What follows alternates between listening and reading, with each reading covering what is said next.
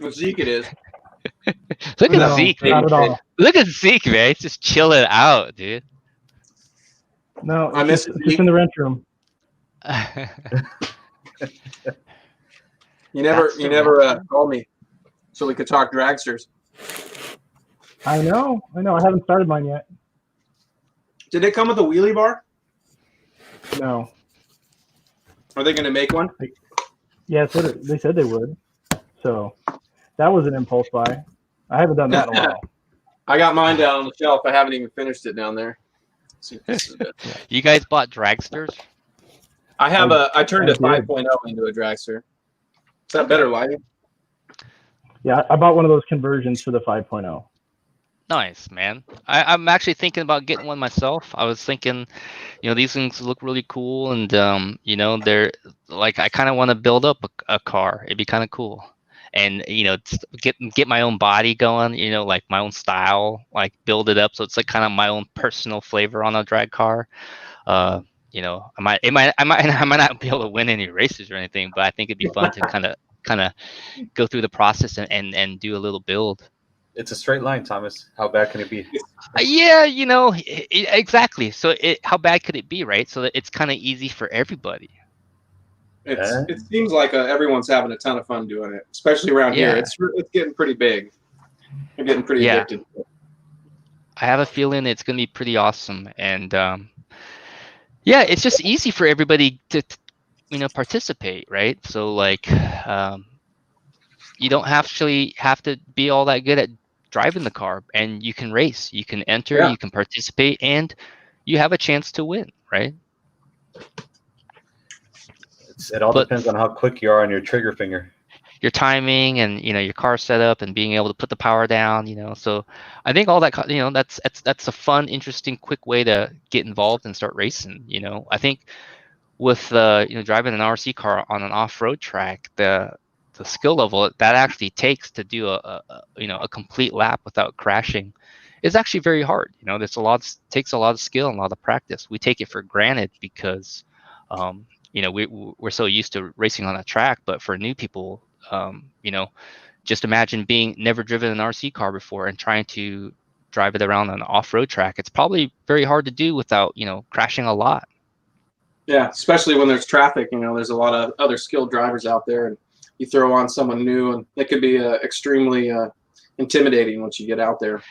Yeah, exactly. I know girls were super, super afraid to go driving on the track when there was a bunch of other people out there when they first started. It's a bit intimidating, and with the drag stuff, you can hand the radio to one of your girls, and they can actually partake in the race. Be part of the race. And they won't. So I think there's a huge appeal because anybody can get into it, and anybody can do it. That's why I'm building that monster truck too back there. It's just something to play with at home. Yeah, it's gonna be fun. That exactly. Crawlers are fun too. Oh yeah. Gets us out. We have a ton of fun with the crawlers. Yeah, that would be fun as well. There's so many cool RC toys, man. Like it's hard to really now. Like when I look past just the racing cars, like when you look at all the different genres out there, it's actually looking more and more appealing. Whereas before, I feel like it was just racing. Like all the racer guys, they only looked at the racing stuff. But now it seems like we're kind of starting to cross over a lot more, and it's kind of more widely accepted. Yeah, it's every little different thing that you can do with RCs is pretty fun because everything is pretty realistic, like when it comes to car setups and suspension setups and stuff. So it's pretty cool. And it's really a real form of racing. We get to race each other. We get to compete. We get to battle. So that's all there. That's all real. So it's fun to look at the different genres of RC now, and being able to see a lot of different interests and not just racing stuff. So yeah, it's been kind of different, like this whole downtime that we've had with COVID and stuff. I think it gave a lot of people a different opportunity to look and adventure into crawling or monster trucks or drag racing, and it's been fun to see. Yeah, I've done a ton of building since I've been stuck at home. We still aren't even racing yet, or the track is just opening up. in 4 days now. I think they open up for practice, and so I haven't even touched a car really since February. It's been a long time. Yeah, I think for me it's probably been even longer. Yeah, it's been a long time. So so we're almost 5 minutes. We're actually over 5 minutes in. So let's start to say hi to everybody. I want to welcome the regulars back to the show. We seem to have a regular crew of people that come back and watch. I really appreciate you guys coming back and hanging out with us. For everybody, it's like Alex Ornelas, thanks for tuning in. Hi to you. Bob Taylor, what's going on? Dale Best, good evening to you, and thanks for joining. As always, one of my guys that has been watching a lot of my coverage and just likes what he sees, I guess. So I think thanks to you for checking out and sharing all the links and the feeds and stuff. Jim, what's going on, Jim? We got Evan in the house. Evan Hyatt saying hi to Luke. What up, Evan? Yep. And then you got Jeffrey. What's going on? One of the RTMs What in up, the Northeast. Good to see you on board, Jeff. Hope you're doing well. Hope your family's doing well. Flying Ambo. What's going on from Australia? Thanks for tuning in worldwide. It's always good to have international viewers on board. Bo Vomastic. What's going on? And Oh, I know, Bo. He's used Potato to Chip. What up, Potato Chip? he's a close friend. I haven't seen that. That's fun. I like it. Potato chips, man. That's what we do. Matt Pollin's in the house. What's going on, Matt? Thanks for tuning in. Marcus Stewart. What's up? Kevin Kimberly. Yo to Kevin Kimberly. TLR driver there. Dean Clark is also checking out. Shane Borden. Going on, Shane. What up? Good to see you hanging out and checking out the show. Hope you're doing well. We got my old school buddy Dave Golickson, long time TLR driver, Northwest dude. Been racing with him ever since I started, so it's good to see him on board. Michael Mazer, what's happening, buddy? Good to talk to you as always. Mike Stanton's on the house. Thanks for joining, Mike. Jeremiah Thomas, what's happening? And yo to you, Brad Burt. Good day, blokes from Australia. So another Australian bloke checking out the show. Thanks for tuning in, buddy. There we go. Yep, Luke in the hizzy. I got David Cabrera. What's going on from Jersey? Giving a shout out to Jersey there. Philippe Martinez. What's happening? Kevin Cake. Grip it and rip it. I love it. That's one of my favorite track sayings right there. Grip it and rip it. And Alex Gwynn, what's happening from YouTube side of stuff? Good to see. And Bradley Fine Line Designs, one of the premier painters, one of the best painters I've ever seen paint. His bodies, every single one, doesn't matter. It looks like artwork. I mean, that's what he produces. So Bradley, it's good to have you on board and checking out the show. Taco Rodriguez, great name. Loving my tacos. Will Stanton, what's happening? And Grant Houghton, and yeah, there we go. Pin it to win it, baby. Another good saying. That's another. You can't go wrong. Pin it to win it, right? I mean, Can't go wrong. You got it. If you want to win, you got to. That's the motto right there, right? I thought it was slow and fast. Slow is fast. Oh yeah, what's the slow is smooth and smooth is fast, or something like that, right? Yeah, I'm always pinning it, so I don't know. So what's going on, everybody? Thanks for tuning in. Love the energy we have with the regular guys that come in and the people that stop by. Want to say hi and thanks for being part of this show. We always do this on every Thursday since we have the downtime and the passion to want to interact with everybody here. I want to introduce 3 new members of the regional team manager program that we've got going on at TLR. From the Southwest, got Jose Alvarado, which is this dude here. There you are. There you go. And yeah, and then we got Zeke. He's originally from Colorado. Thanks for joining us, Zeke. Very stoked to have him on board. Not just part of the TLR team, but part of the regional team manager system too. So Zeke, thanks for being on board tonight. And man, the man from the Northwest, my guy Luke Eunice also. So this is basically the West Coast team. Great 3 guys. The more I get to work with these dudes, the more I'm impressed, and I sometimes question if I was the right guy to get the job. You know what I mean? Like, these guys are capable. I love hanging out with them. I love talking to them. And so tonight it's about these 3, and let's get a quick little bio going from Jose down to Luke, and we'll just do a little circle here. So Jose, let's talk about tell us about your racing background and how you came about being a part of TLR. Let's see. I've always been interested in RC. Got the first T-Max back 20 years ago. T-Max. With the .15. I got that as a present, my graduation present from my then girlfriend, now my wife. So she gave that to me for graduation present, and ever since then, like I got the bug, and was doing crawlers for a while before they were actually a thing. Where you had to buy the Tamiya. What was it? The Bigfoot, I think, the one where you took the front and rear diff from it.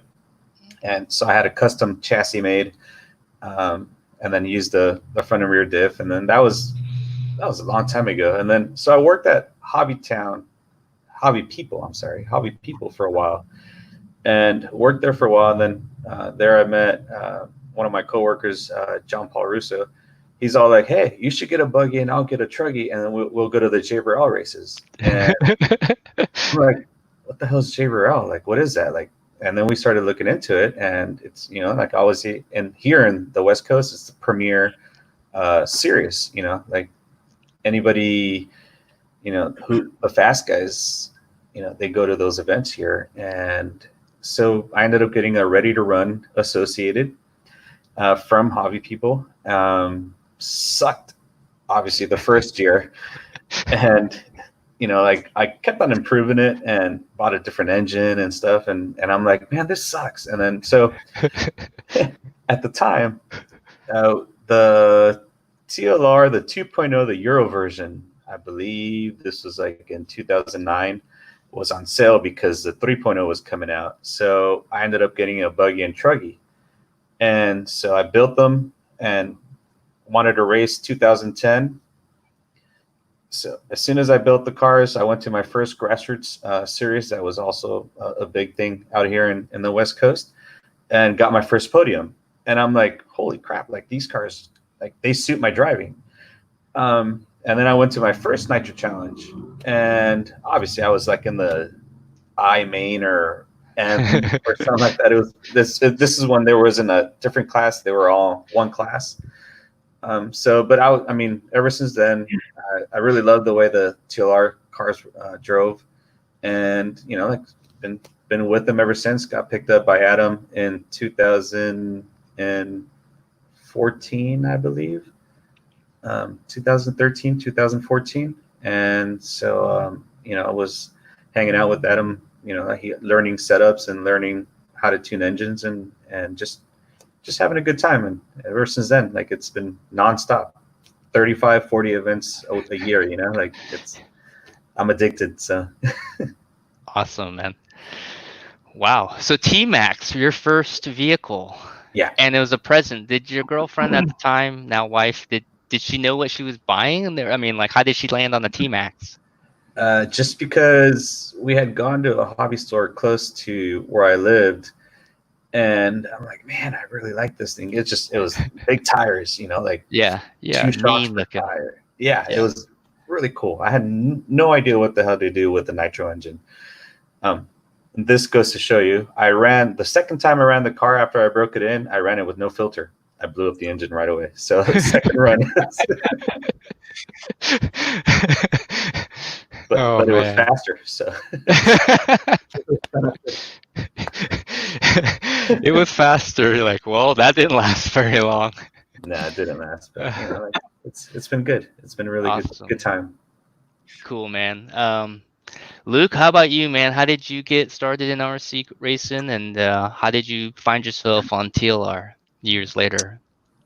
Well, I was super interested in RC from a young age. You know, we never could afford getting into it when I was a kid, but I had some neighbors that I still know a couple of them today who actually are into RC, and they were into it. And so I watched them, play with them, and, you know, I started getting the magazines, car action magazines, and, you know, I was into it extremely hard, but I couldn't afford to do it. So I think probably when I was 19, I got a job and I moved out, and the first thing I bought was a T3. I think is the first truck I bought was an Associated T3, and I started racing instantly down in Portland and in Vancouver at Hometown Hobbies and A-Main Raceway. You remember that? Yep, I remember. I've been there.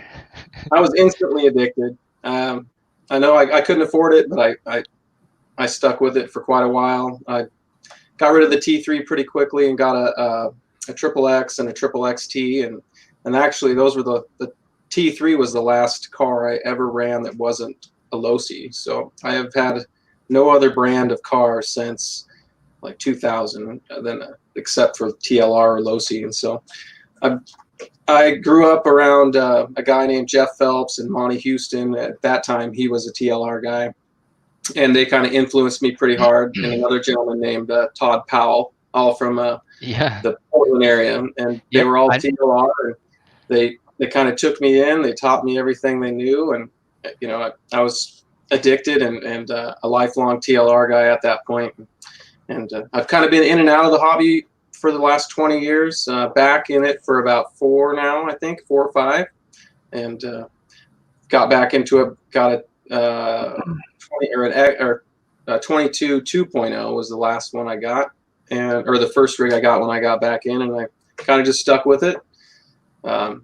Kevin Gahan and Todd Hodge contacted me, I think back in 2017, and offered me a sponsorship, and I was so grateful and surprised to get the offer, and I just kind of stuck with it, and TLR for life. Cool, man. Awesome. It must have been kind of a moment to get a call from Kevin and Todd, huh? It was, yeah, I was out of the blue. I think it was just because I was posting on social media, and they maybe reached out to a couple of local guys, and yeah, it was pretty awesome. I was so stoked. Awesome. It's kind of funny now. It's me now making the phone calls to people. So it's like I know the importance of what that phone call kind of is and what it means to people. So I definitely like to reach out and then get to know people. I spend a lot of time talking on the phone, surprisingly more than I thought I would be doing. But you know, it's been actually really nice to actually communicate and to be able to learn and get to know people. You know, it's been really awesome in that way. So and one of the things I do, I reach out and I personally ask them if they would like to join the team, and then, you know, congratulate them. So it's more personal. You know, I feel like actually talking to them and inviting them to be on the team and asking them, you know, I think it's kind of the right thing to do. So I'm glad that tradition carries on. That you got the phone call from, you know, Kevin Todd. So it's pretty cool, man. Glad to have you on the team for sure. So glad to be on this team. No better team out there. Definitely no better team. Cool. I'm glad you feel that way. What about you, Zeke?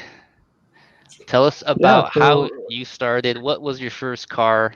What got you drawn into RC, and how did you end up on the TLR team? Yeah, so it started probably back in 2009 or so.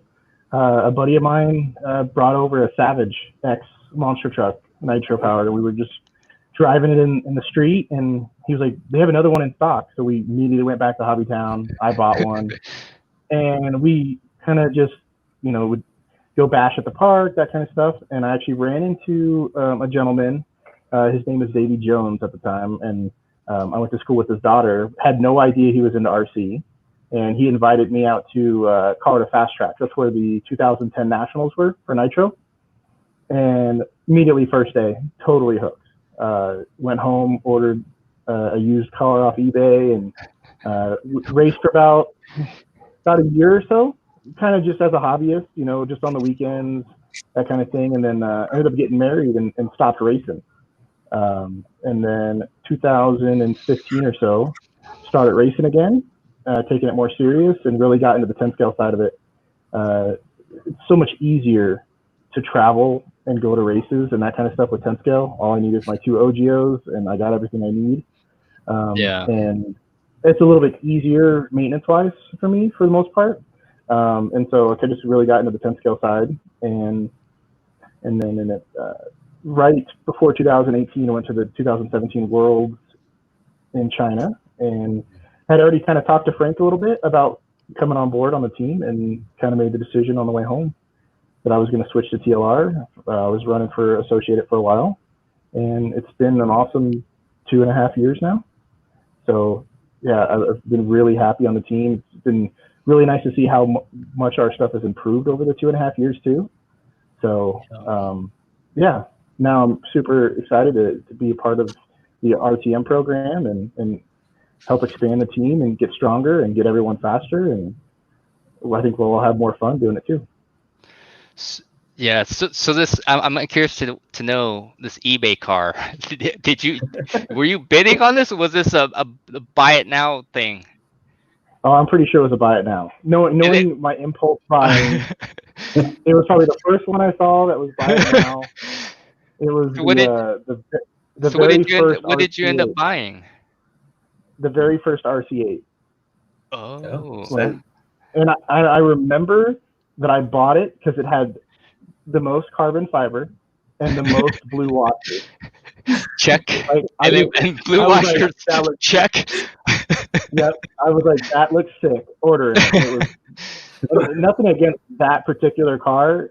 Like eBay cars, you got to be careful with. That thing was a pile. It almost ruined the hobby because it just never stayed together. And as someone who's new to the hobby, you don't know what parts are good and what parts are bad. Right. And so every time you go to the track, something breaks that you had nothing to do with. And then before I quit, I actually bought a new kit, and was like, wow, I stopped breaking and having all this weird issues, and kind of refired the passion for it. But I'm like, man, these things are junk. How do you race? Like every time you jump, an arm falls off or something. So, thing was a hoopy. Yeah. Do you remember how much you bought it for? Oh, I don't. I do remember that at the time, all of my spare parts, I was buying all of the, people on eBay, they like buy kits and then they part them out. Yeah, so yeah. I would need a diff, and I'd go on eBay and I'd buy like bag E because it had all the diffs in it. Like I remember I was buying all these parted out kits. That's how I was doing it at the time. So. Is that still a thing on eBay? Like parting out kits and selling bags and pieces? Like, is that Dollar Hobbies? Is it? Dollar Hobbies used to sell a complete diff or a complete front for TLR, like the front clip and everything. And I'm like, yeah, okay, this is what I need. That's what I need. So. Like that process made buying, kind of easy. Like you just buy the whole shebang and you got all the stuff in the front, or the back, or all the shocks, or all the diff stuff, or all the whole transmission. You would buy just certain parts. It was kind of nice. Mm-hmm. You didn't have to buy like 6 parts to make one thing. You just bought one, and it usually was a pretty good deal too, right? Yeah, it was the most cost effective. And I don't know about you guys, but our 8-scale tracks don't have hobby shops here. And so if you didn't have a part and no one else had a part, you were going home.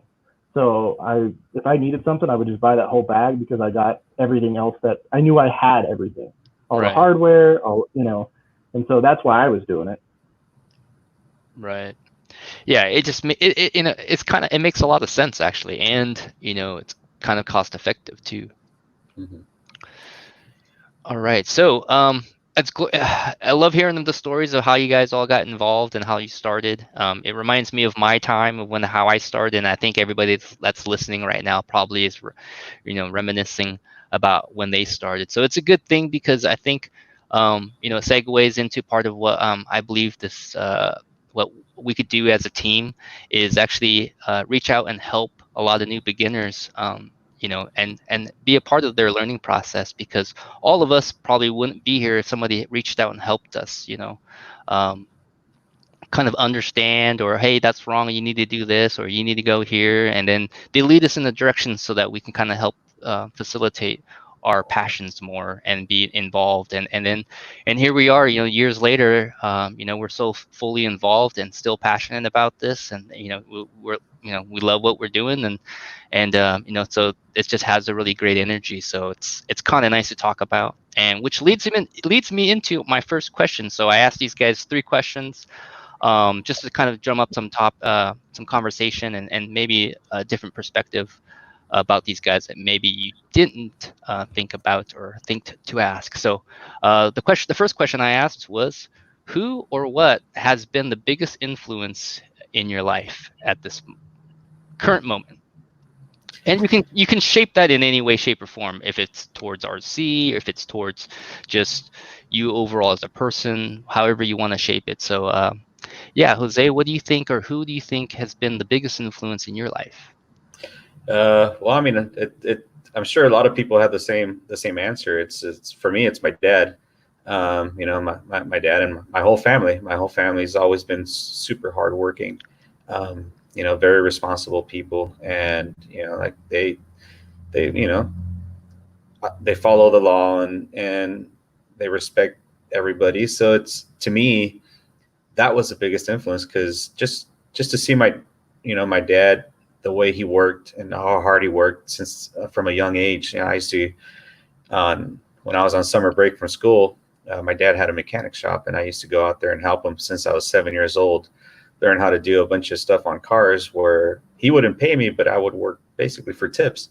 And I was able to buy my first dirt bike, just working summer with him. And ever since then, it's always been, you work hard for what you want, and you respect everybody.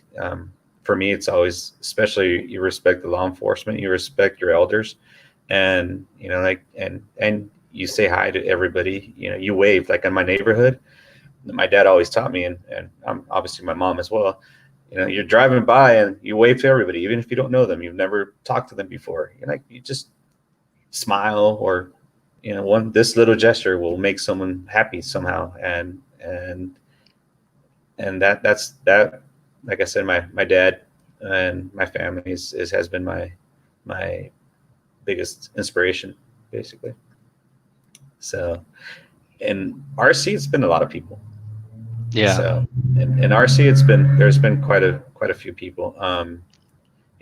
Back in 2010, never met Rhonda before, Rhonda Drake, and we were at ARC in Marietta, and just out of nowhere, she's like, "Hey, I saw you struggling with your buggy. You need some tires?" I was like, "I'm sorry." Like, she gave me a set of tires, and like Adam Drake always helping me out. Had my my now retired buddy Victor Guerrero. He always helped me out too when I was learning about cars, and we always had great battles and stuff. So Victor's always been a good, positive, person. So there's been quite a bit of people in RC. I mean, now our TLR team has grown so much. We have a great team here on the West Coast. Racing Nitro. We have a bunch of people, and we all get along. We all joke around and have a great time. So it's I think every day is, you meet people, and they influence you, just different ways. And it's I think that's why I love this hobby, because you get to hang out with all your friends, and like I said, you learn new things. They influence you in how to be a better person. Yeah, that's a really good point, man. I mean, I think in this hobby, we learn so much that we take for granted. I think, it's so focused on racing and getting results, but there's lessons to be learned within failure and defeat too. So having people help you and influence you, it's a big deal. And look at you, you know what I mean? Like, Rhonda helped you out. It's like, dude, you're hurting. You need some tires. Yes. So, and you got some help. Somebody reached out and helped you, and that means a lot, right? Especially when you're struggling and you don't even know it. Yeah, no, it's one of the things, like, that was at ARC. Like, when I was driving the Associated, like, I I was going to JBRL events, and like it was so cool because there were so many expert drivers, very fast, like a lot of fast guys, and you see them and you're like, man, like how do they drive their car? Like how do they do it? Or you saw them whip and stuff. Like it's like, how do you do that? Like it's just, I don't know. Like just watching them race was kind of cool. And JBRL here in the West Coast, it's the biggest serious racing that they have, and you get to see a lot of cool racing. There was one this last weekend at Empire RC in Brentwood, and just in the qualifiers and stuff, like they were battling the whole like all 5 minutes, and they were, I think it was Adam and Cavallari. They ended up the qualifier with the same exact time, which was really cool. Like it's you get to learn a lot of things, and you get to experience a lot of fun racing, which I can't afford real racing anymore. I used to race off-road real trucks, and that got too expensive. So this is I feel the same love for this racing than I do for real racing as well. So Yeah, that's awesome, man. Cool. What about you, Luke? Who's been a huge influence in your life? Yeah, I didn't have the best influencers in my life until probably I met my wife and had my children. So I would say probably my wife, Candy. Without her, I probably, who knows where I'd be right now. I think we met about 12 years ago now, and I know I didn't have a license, I didn't have insurance, I probably had a bench warrant. Who knows what I had at the time, and I was on the wrong path for sure. And I met her, and I think I probably met her and didn't separate from her for I don't know, a couple years. I think I saw her every day. We finally moved in together. Have two wonderful children who have really helped me stay on the straight and narrow path, and keep me out of line, or keep me from getting out of line. And she made me sell my dirt bike, and she made me sell my van, and we got everything paid off, and got my license back. And when I think I was 25 or 27. It was quite 12 years ago now. So she was definitely the biggest influence in me to keep me where I'm at now, and where I'm hopefully going in the future. Cool, man. That's awesome. Good to have it sounds like you met your the one you're supposed to be with. I met her at the right time for sure. She got me all turned around, and I wasn't the best kid growing up. I was nice, I was courteous, I was friendly, but I wasn't the best kid. I've definitely changed my ways. Cool, man. Good to hear that. All right, we got Zeke. What about you? Biggest influence in your life so far? Without a doubt, it's got to be the parents. Growing up without arms, it would have been very easy to just have the poor me, just stay at home, never wanted to do anything. I wanted to play hockey when I was little, and my parents just said, go figure it out. I played hockey till I was 17. Anything I ever wanted to do, they helped me, but they were also very much, just go figure it out. If you really want to do it that bad, you'll figure it out. So,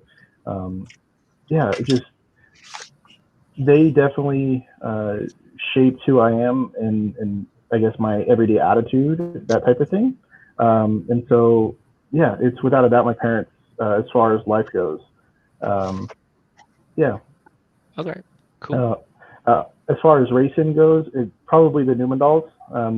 They were the first people that I met that kind of gave me help when I started. Cody and Larry. Larry actually changed how I hold the radio, and I still use the same style sling that he made me forever ago in his oven. We were at a nitro race. We were at a nitro race, and Cody and Larry were pitting for me because I was racing Sportsman, and Larry yelled up, asked me a question, and I used to hold the radio by the antenna, and I would hold the antenna in my mouth so I wouldn't drop it. And I couldn't yell back, and he was like, take that dang antenna out of your mouth. And after the race, I was like, no, that's how I don't drop it.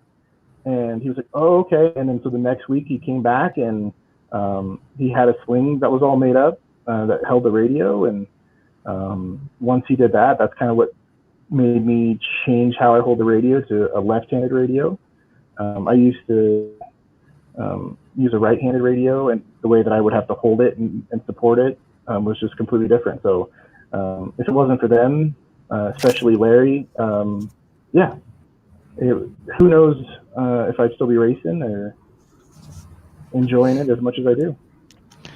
Yeah, there's certain people that you meet, I think, that kind of change your direction a lot, and there's a lot of influence, or they just have a lot of influence in who you become. Friends and family are, yeah. So my friends and family, obviously, a big part of who I am. Their support and their belief is unreal. But the person that for me in RC, and not just in RC, because RC became kind of part of my life in this manner. The guy that influenced and started all that for me was as I mentioned in my podcast I did with Track Walk, as a dude named Dustin Howe. He was the guy that sold me my first car. He was also the guy that taught me basically how to race. He was the local fast guy, and he took me under his wing and showed me what racing was about. We traveled all over the Northwest racing, and I got a glimpse of what this racing thing was, and I learned it from somebody that was fast. So yeah, him being a part of my life and me buying that car from him really kick-started something that I never really thought it would take me. So without him in my life and impacting it at the way he did, I definitely wouldn't be sitting here and doing what I'm doing. I probably wouldn't be in RCs. I'd probably be doing something else.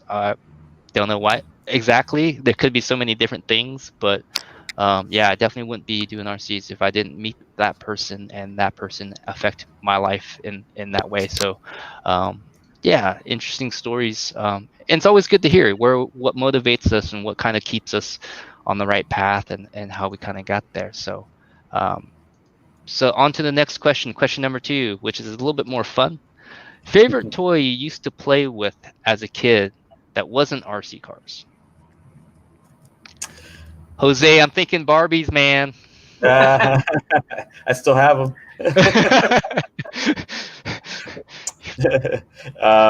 Let's see. Hot Wheels were huge for me. Okay. Hot Wheels. So did you collect them? Did you race them? What did you do with these things? Just push them around? Just push them around. Like at the time. So I always had a lot of Hot Wheels, and then we moved to Mexico when I was 8. And at our house, we had like a small section. It was like just small little, like a planter, but it had dirt. So I used to just build dragsters and just do that. And when I was done racing or playing with the Hot Wheels and stuff, I'd go ride my BMX bike and take it off some sweet jumps. And then when I was done with the BMX, I'd go out and ride my quad to the dunes because we live close to the beach. So I was able to go ride my quad at the dunes and stuff. So I was always an outside kid. Just love being outside. And then my dad used to take me to the Baja 500, the Baja 1000 when I was little. And he used to take me to the races all the time. We used to pit for like my godfather or his friends and stuff, and be part of the pit crew when I was little. And so, and it's always been racing, like something with wheels. I love wheels, and I love going fast, and just the pure adrenaline rush. That's awesome to me. So, and it's crazy. But even though you're not in the car in RC racing, you still feel it. Like you're out there, you're shaking. Like I know in the main events, I'm driving. I'm like, holy crap! Like this. What am I doing right now? Why am I shaking so bad? What have I turned into? Yeah, sometimes I ask myself the same questions. All right, Luke, what did you play with as a kid? What was some of your favorite toys?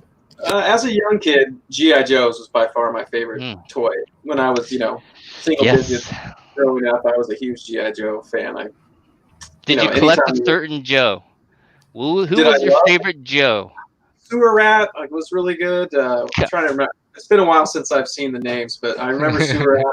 And, no, I can't remember too many other names. But toy-wise, when I was young, G.I. Joes by far. Dirt bikes, when I got into double digits and into my teens, I was all about dirt bike riding. And if I wasn't causing mischief, I was on my dirt bike. This mischievous Luke that I don't know, man. Holy crap! Like you're starting to worry me. Like I gotta do like a deep FBI background check to see if you didn't like X somebody or something. Like, oh man, this devious kid. He keeps mentioning this thing. Like, holy crap, how bad was he? No, it's good that we have him on our team though. Like that way, if someone else pisses off, like hey, Luke, go get him. Luke, come on, do your thing. Get devious. All right, Zeke. What about you? What did you play with as a kid, man? I had tons of Hot Wheels, and I will say the ones that I had the most of were all the NASCARs.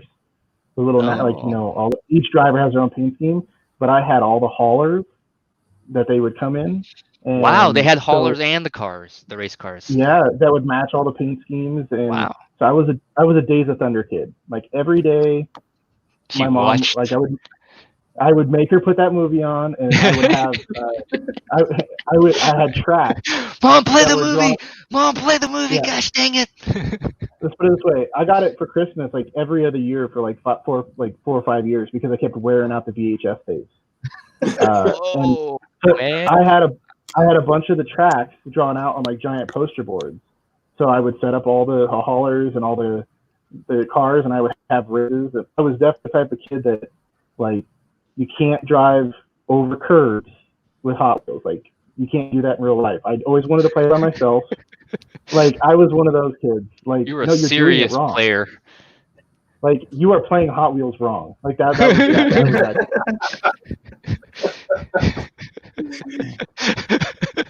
Yep. Time out, dude. No, you can't do that with my Hot Wheels, bro. Yeah. You can't jump another car. Like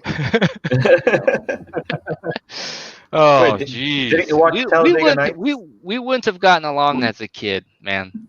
Because I jumped the crap out of these things. I basically would make like I don't know. I make a track on my bed. I had the rail piece, and we would make identical tracks and we'd race them, and then they would have to jump. That was part of the long distance jump contest. You didn't do that?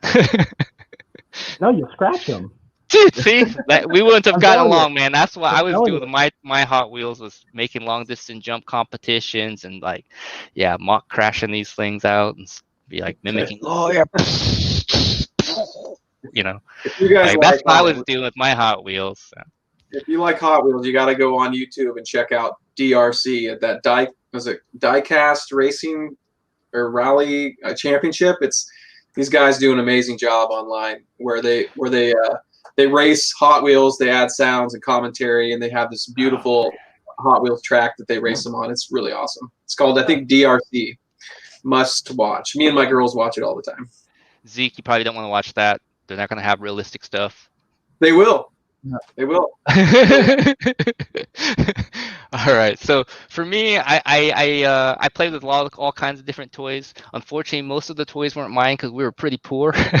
So I collected some baseball cards, and so my big thing as a kid growing up was collecting cards. I guess baseball. I think I started collecting basketball cards, baseball cards, football cards, hockey cards, comic cards.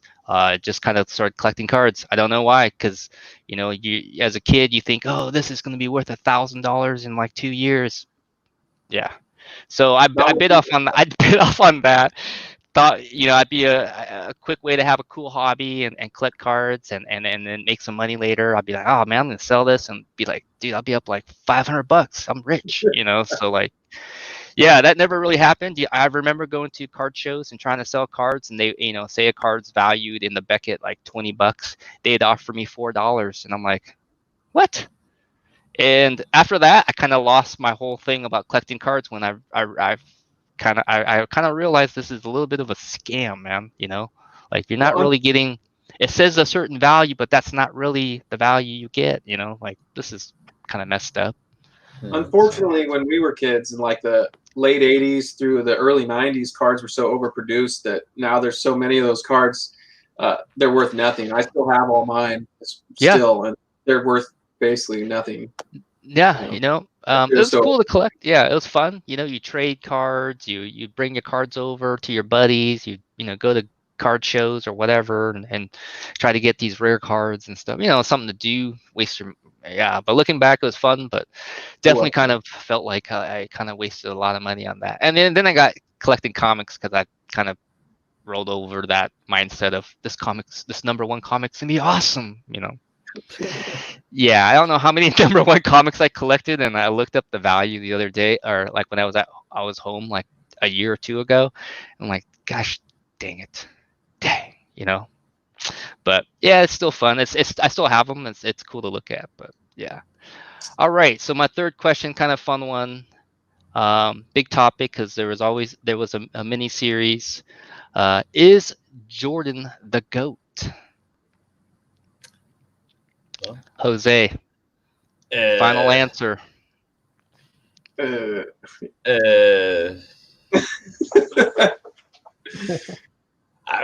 not going to be happy about my answer, but I've honestly never really been a huge basketball fan. So you never paid you never watched Jordan, never paid attention? Oh yeah, I did because for some time I lived with my aunt, and my cousin was a huge basketball fan and a huge Jordan fan. And so yeah, I would watch some of the games and stuff, but I was too busy watching like Zeke, NASCAR and just different stuff. But I know he is an amazing, or was an amazing player. So I'm going to take your word for it. Yes. Was that a yes question mark? Yeah, that was like the weakest yes I've ever heard in my life. All right, Luke. Of course he's the GOAT. Yeah. He played in a different era where basketball was way tougher. The guys now, they're a bunch of pussies. Excuse my language. But yeah. they play no hand check-in, they I don't even enjoy watching basketball as much anymore because I watched it so much as a child, a young adult, where basketball just seemed to be so much more entertaining, so a little bit more violent, which I enjoyed. More physical. Yeah, way more physical. Yeah. You don't see that today. I think he doesn't have the stature that like LeBron has. LeBron physically is a much larger man and has a lot easier time playing the game than he did. And Michael Jordan, by far, I think, is the greatest of all time. There you go. Tom Bolger says Patrick Ewing for the win. I'm sorry, Tom. Patrick Ewing was a great player, but he was a great player. Zeke, what do you think? I will say I think it's pretty hard to compare different eras, right? But I don't think we've ever had a competitor like he was. Like exactly. I would say he's probably the GOAT. I remember I was pretty young when he was winning all the championships, and I remember basically all I know about basketball is the Sports Center clips every morning, and watching him do what he did in the finals. And I don't think we've ever had a competitor as. Yeah, he is. There we go. Yeah, it's hard. Been a trailblazer too. Don't even. Let's not even go there, man. It's such a sour. If you're a Trailblazer fan, that is a very sour subject to talk about. There's two trades in the history of trades and drafts. The Blazers not picking up Michael Jordan was one of the biggest, is the biggest blunder in all sports. The other one is Kevin Durant. So he was about to be a Blazer too. So missing those two guys, yeah, like come on, man, come on. But I think he's a GOAT too. Just because I did watch a ton of basketball in the early 80s, 90s, even today. But yeah, the game's different now. I was way more interested in before. There was blood, sweat, and tears on the line versus now it's just it's a 3-point contest and really no defense. Different style play. The scoring's a lot higher. It's more entertaining now, and um, different players are standing out versus in the different players that were standing out in the Jordan era. Like a lot of centers, is really focused on the big man, but now the big man is way less, and it's more about these shooting guards that the unlimited range and stuff. So different game, but no matter what era, Jordan's still the GOAT. Period. I think there's no one that's gonna ever be as no one's ever gonna play the game the way he played it for sure. His records might be broken. LeBron might beat him in a lot of different categories, but the way somebody played the game, it's kind of like for us. The way somebody drives a car, there's a huge difference on the way when you watch somebody drive the car. Even though they're getting the same lap times, how they get that lap time, it's some people are just mesmerizing, and Jordan just had that. So yeah, so that is the 3 questions. So thanks for doing that, guys. Very appreciative. And It was all about Larry Bird. what? It's all about Larry Bird. Dude, Larry Bird, he was an animal, man. That guy was a competitor and probably equaled Michael in his competitiveness. Those guys had a great rivalry and made basketball a lot of fun to watch. But yeah, anyways, enough about basketball and other sports and stuff like that. Let's talk about this team. Let's talk about racing a little bit. What do you guys feel that we could help change for the team aspect of RC racing? Like, what can be improved? How can we go about doing this? Because I'm curious to hear what you guys think about the team structures now and how we can go about improving this whole thing. Because I'm definitely a person that wants to be on the side of making the team experience better. And I guess maybe one of the ways to talk to improve that is just to talk about it. Yeah, who's going first? Yeah, I'll go. There you go. The biggest thing that I think would help is blending the line between the very first year 50% guy and the Dakotas of the world.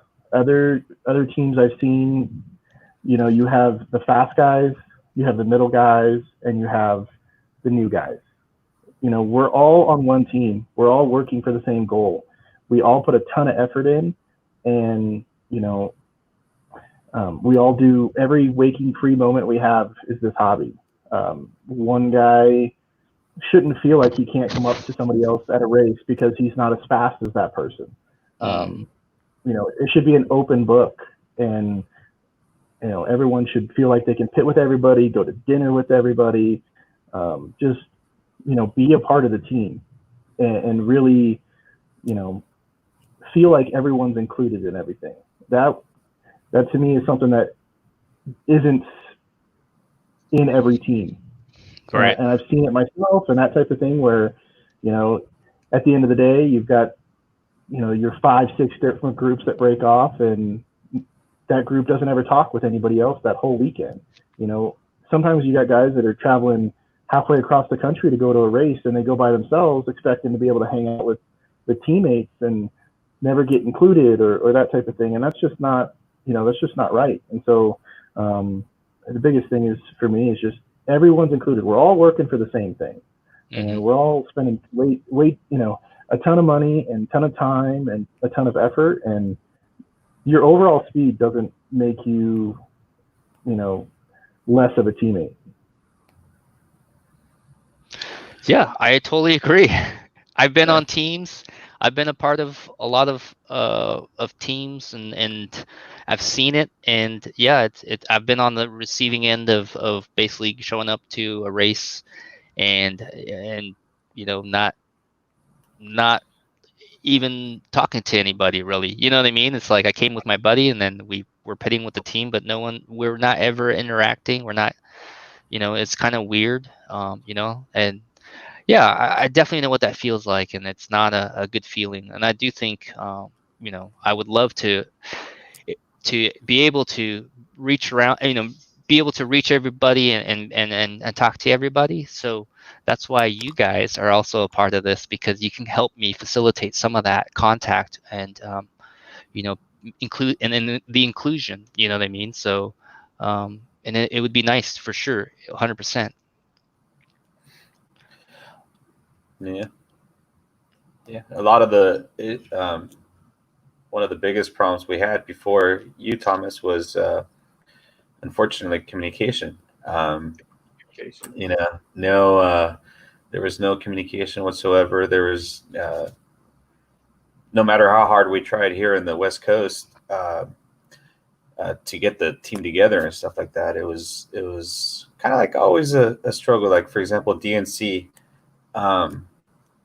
we had a certain number of drivers, coming from obviously it's DNC, so out of state and even out of the country. Like, we had different drivers coming, and like, I would keep an updated number of who's coming and how many tables we needed and stuff, and it kind of be disregarded. And some drivers kind of were like, we're all basically on top of each other, and it's kind of tough because, like, I spend a lot of time on the side, like, saying, okay, we're going to have 26 drivers and we're going to need these many tables because these people are traveling and stuff. And like, it was just kind of put on the back burner and not really paid attention to. So, but now it feels like communications changed. I mean, obviously everybody sees it. It's changed a lot. And, with this regional team manager thing that you did, it really helps out because, it puts a lot less pressure on you, and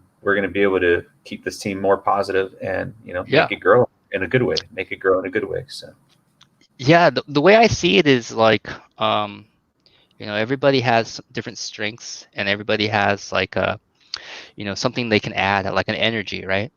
And the more people I think I can have that help the structure of the team, their energy is actually being put towards something very positive, that helps the team. So yeah, the more that you guys are involved, I think it's actually very good, because I trust all you guys, and like, if I had kids, I would leave my kids with you guys. You know what I mean? Like, hey, can you watch my kid? I gotta go do something. So, like, I have that trust in you guys where, like, if there's an issue or if there's a problem, we can figure it out. Whereas sometimes you have people that sometimes are a kind of a liability. You don't know really what's going to happen or what they're going to do, and you don't know how much damage control or I don't feel like I have to do anything with you guys, and everybody's got such a positive feel already. So you guys being included. So, like, say the Cyclo Nitro Blast will be our kind of first team event. And yeah, Jose's in, so he's coming from California, coming up to Tennessee to race at the Cyclo Nitro Blast. And we've got the Rippies coming, Tater, the Sontags, Dakota, me, Corey Richardson, Nolan Whitley, like a ton of dudes coming to this already, and the Kaufmans. So, like, there's gonna be a pretty good sized team there, and it's gonna be, I think, pretty awesome because Jose's going to be there, Corey's going to be there, Jeffrey's going to be there, to help support the other TLR team drivers and try to work together to get an awesome result versus like you guys said, like, everybody's individual into these subgroups, like the fast guys, the medium guys, the slow guys. We're going to be all together in one pit area. So I mapped out a little corner for us, and I put the reserve spot in with Dave Lycum, so we've already got that spot reserved. So it's official. We're good to go. I'm working on getting the van and the number of tents and tables. So since a lot of us are going to be driving to this event, we probably, I think people are going to be, people are going to have easy ups and tables and chairs. So we probably don't have to bring in so many, but I'll have some extras and stuff. So yeah, we're set to go. PNB looks like it's going to be rocking and rolling.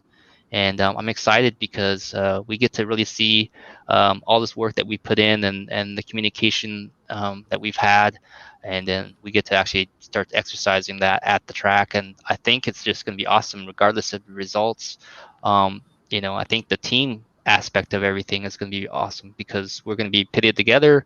All of us are going to be, I'll put the announcement for the PNB and the pit map on the team page soon here, probably next week, so that everybody that is going can kind of figure out where we're going to be and kind of start parking in that area so that we can all be together. So I'm looking forward to that. That race is going to be awesome. I hope nothing changes about it in terms of it getting postponed or canceled or a second wave. I don't even want to talk about it just because I don't want to jinx it, you know what I mean? But like something could happen, but I'm crossing my fingers, hoping that nothing happens and we get to have this race and get on the track and actually, exercise this whole team thing that we're, all very proud of to be a part of. So it's gonna be sick. It's gonna be awesome. Mm-hmm. What else? What else can be improved with the team aspect, you guys think? What about too many sponsored drivers? What do you guys feel about that? It is an ongoing thing, right? I mean, do you feel like this is affecting RC? Do you feel like this is affecting what's happening with the team experience? It can definitely affect RC if we have too many sponsored drivers per track. The hobby shops have to make money, and we have how many teams? 1, 2, 3, at least four manufacturers sponsoring 5 guys. That's 20. That's 20 drivers at a track sponsored. I'm just throwing out numbers. That's a club race. Yeah, it's a club race. It can be.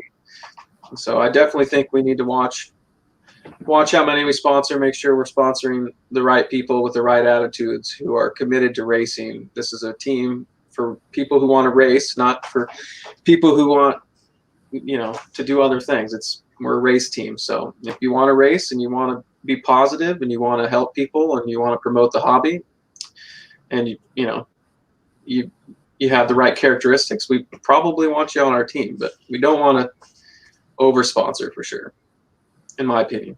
Yeah, that's something I've been wanting to kind of improve. I told myself if I've ever become a team manager, which was wishful thinking back in the day, I was like, if I ever become a team manager, man, I'm gonna be somebody that actually reduces that whole sponsorship thing. I don't want to be a part of somebody or be part of a team or a company that sponsors everybody and anybody. I don't want, because to me that devalues the team in a major way. Like it's not hard to be on a team. Then the team really has no value because the guy next to you, the guy that across from you that raced 2 weeks, he could be on a team. So what is this team then that you're creating? Is basically a team that anybody can join, which to me is not really much of a team. You know what I mean? So I definitely want to lower the numbers of sponsored drivers, and I definitely want to do that over a course of period of time. You know what I mean? Because I don't feel like it's right for me to jump in and start just booting people. I'll give it some time to monitor team drivers' actions and how often they race or how interactive they are, and then at the end of the year, I can go scroll through, talk to you guys, get some adjustments, and then maybe change who gets sponsored and who gets a contract so that number gets reduced. And we, like Luke said, we want to sponsor the right guy in the right place, not just anybody and everybody. So I'm definitely going to try to make it more exclusively harder to be on the TLR team, not because I want to make it, I don't know, do less work. It's not about the work. It's about just finding the right guys that fit this team and what we're trying to develop here. I think all of us have, from talking and meeting, we have the same kind of goals and the same kind of vision. So like it's kind of nice to be able to work with people with the same like minds and be able to move this team project forward even further. So Barry Baker, man, this guy. Great, there goes my sponsorship. Yeah. So I'm not. When I spoke about reducing the team size, they're great. There goes my sponsorship. Man, Barry, he Yeah, if you piss me off, man, you're gone, Barry. No, no, it's not going to be like that.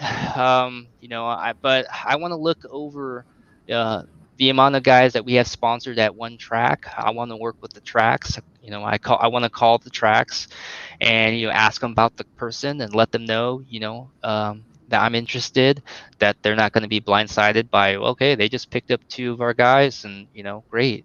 So I want them to be involved in the process too, especially with tracks that I get, that are prominent tracks, and with owners I get along with really well, like Hobby Action, Larry Tom, and I can call him and talk to him, and I think he would give me a straight up answer of if he would, if he thinks it was, a good move to sponsor one of his guys, and or if it isn't. So I kind of want to do it the right way, and do it where we kind of get more quality guys, and guys that really want to be a part of this, not dudes that are just flipping teams and moving on to the next deal half a year later, and just so if you're one of those dudes, don't bother please sending me an email or your resume.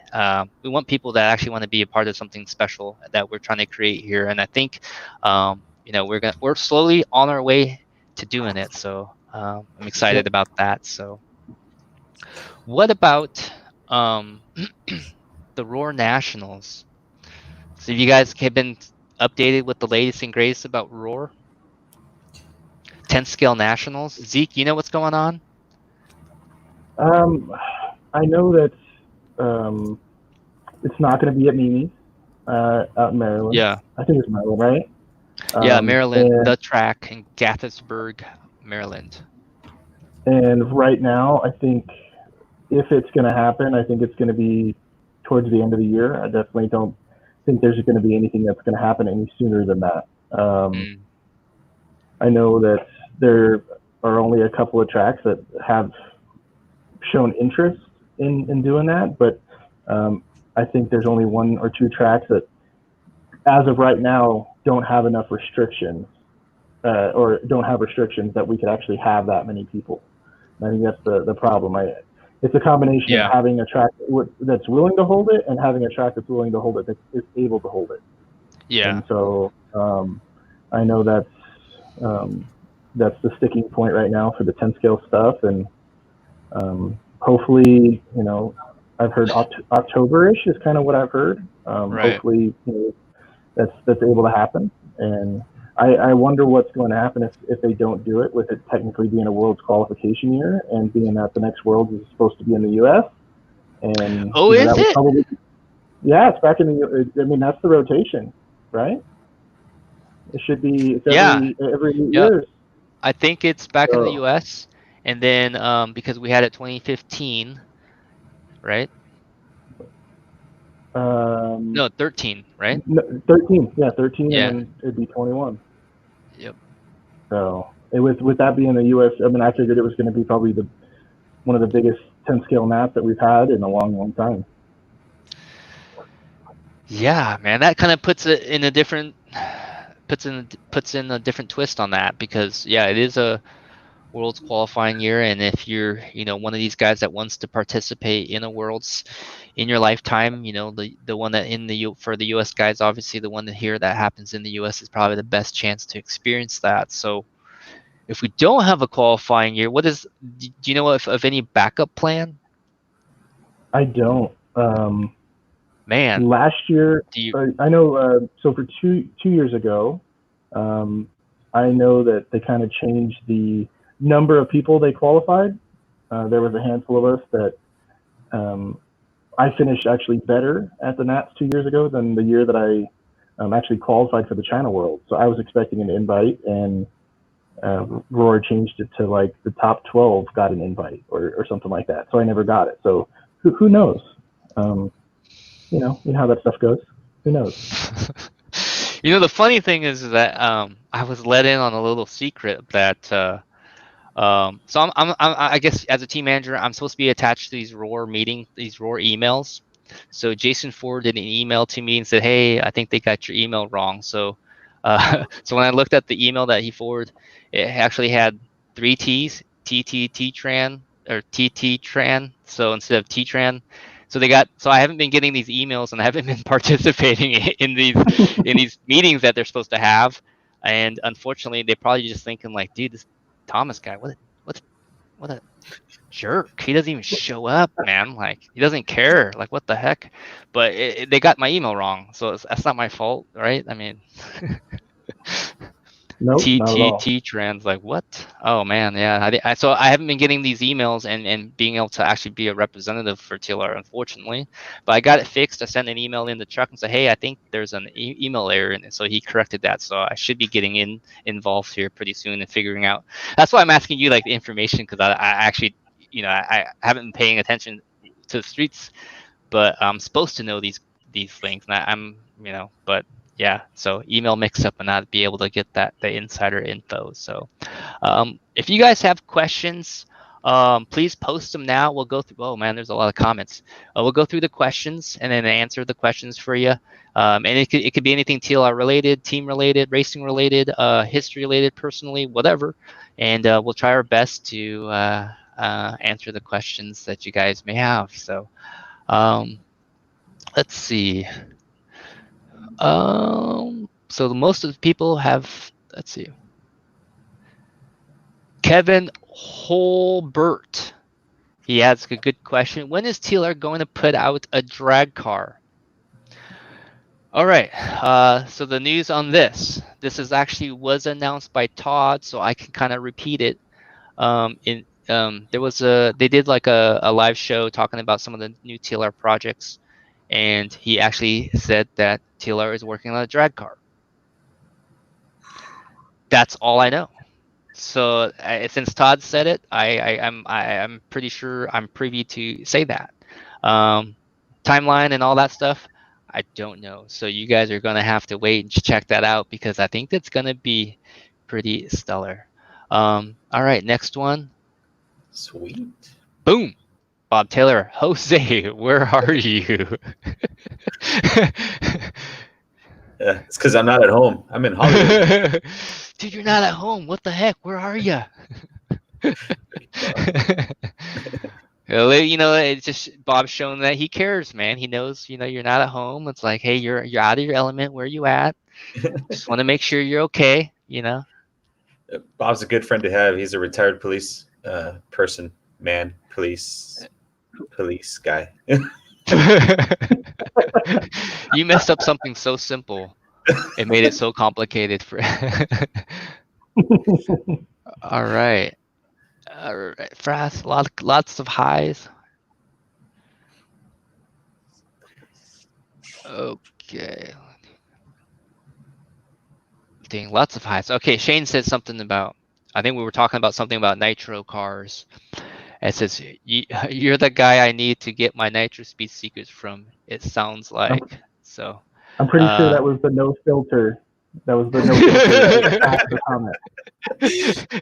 He's like, I need more speed, so I just took off the filter. I'm trying it this weekend. So, oh, dude. No, because then I'll have to try to approve another engine thing or something for you. Don't do that, please. Yeah. Okay, so there we go. Anthony Wheeler, still waiting for my phone call. I think it's the phone call. Hey, welcome to the TLR team. Yeah, so I think a lot of people might be waiting for that one. But I'll get around to it. Just to recap, for those people that want to join the TLR team, I want to just make sure I mention it on every episode so that you guys know and can spread the word if you've heard. So the best way to get on the team is to actually get a referral from the regional team manager. So if you are in an area or at a race or attend a race where one of these guys are at, I would definitely recommend getting to know them, work with them, get your name known so they know who you are, and then are able to kind of monitor how you do that weekend. And that's probably the best way to kind of get noticed. And then once you kind of work with them, they can kind of see and experience who you are. They can kind of make recommendations. And then if they recommend a person to me, I'm definitely going to take that very seriously. So that is the best way to get on the team. It's probably the fastest way. The second way is to get a team referral, which is basically a TLR team driver refers you to me, and then I ask for an email, and we can start the process that way. And that way it cuts out a lot of team driver or team applications that are just totally random sometimes, which is the third way. And the slowest way is to send in the resume to tlrraceteam@horizonhobby.com.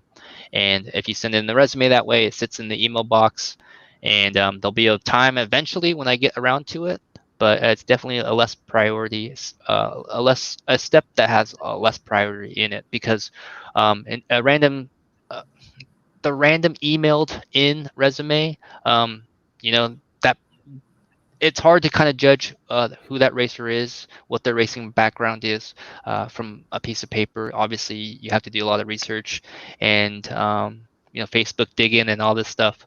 So it's a little bit harder to kind of get those guys rolling because it takes a lot more. But when somebody recommends somebody, then it kind of cuts that out where I have to do the research and I just have to listen to what that person says about that driver they're going to be recommending. So those are the three easiest ways. Number one, through your RTM, be able to get a recommendation from them.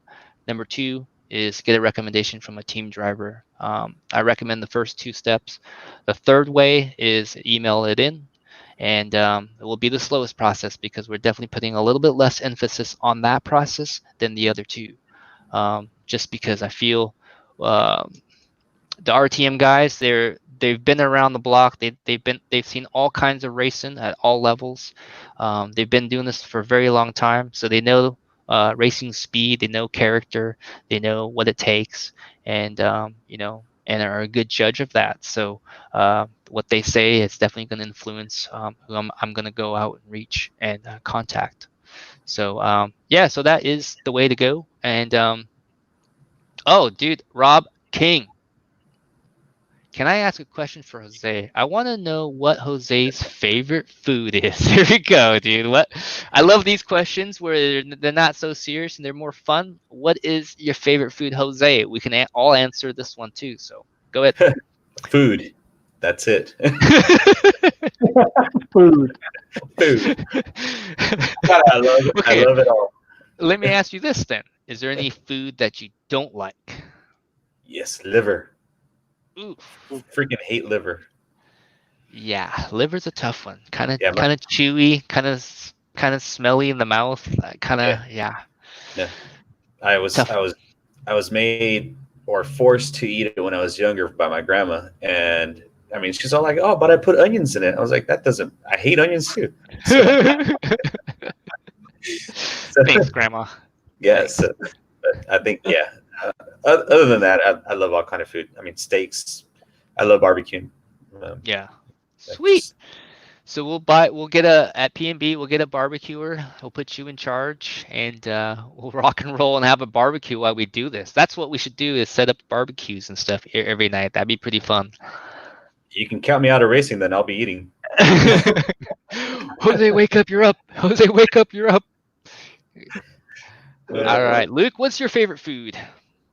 Well, my favorite food is something called grape leaves. It's a Lebanese dish. It's basically a grape leaf with stuffed with ground lamb, whole tomatoes, rice, garlic, a little salt, and cooked in a steam for an hour. It's so good. You put a little lemon on it on top, a little lemon juice. Eat it with plain yogurt. It's so good.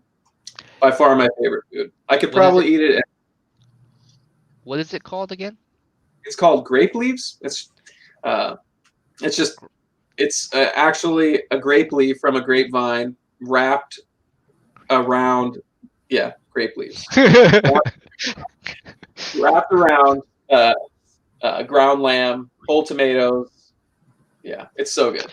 I'll make it for you. No, that's interesting. I could actually search this up and we can actually look at this together. Not a donut. Okay.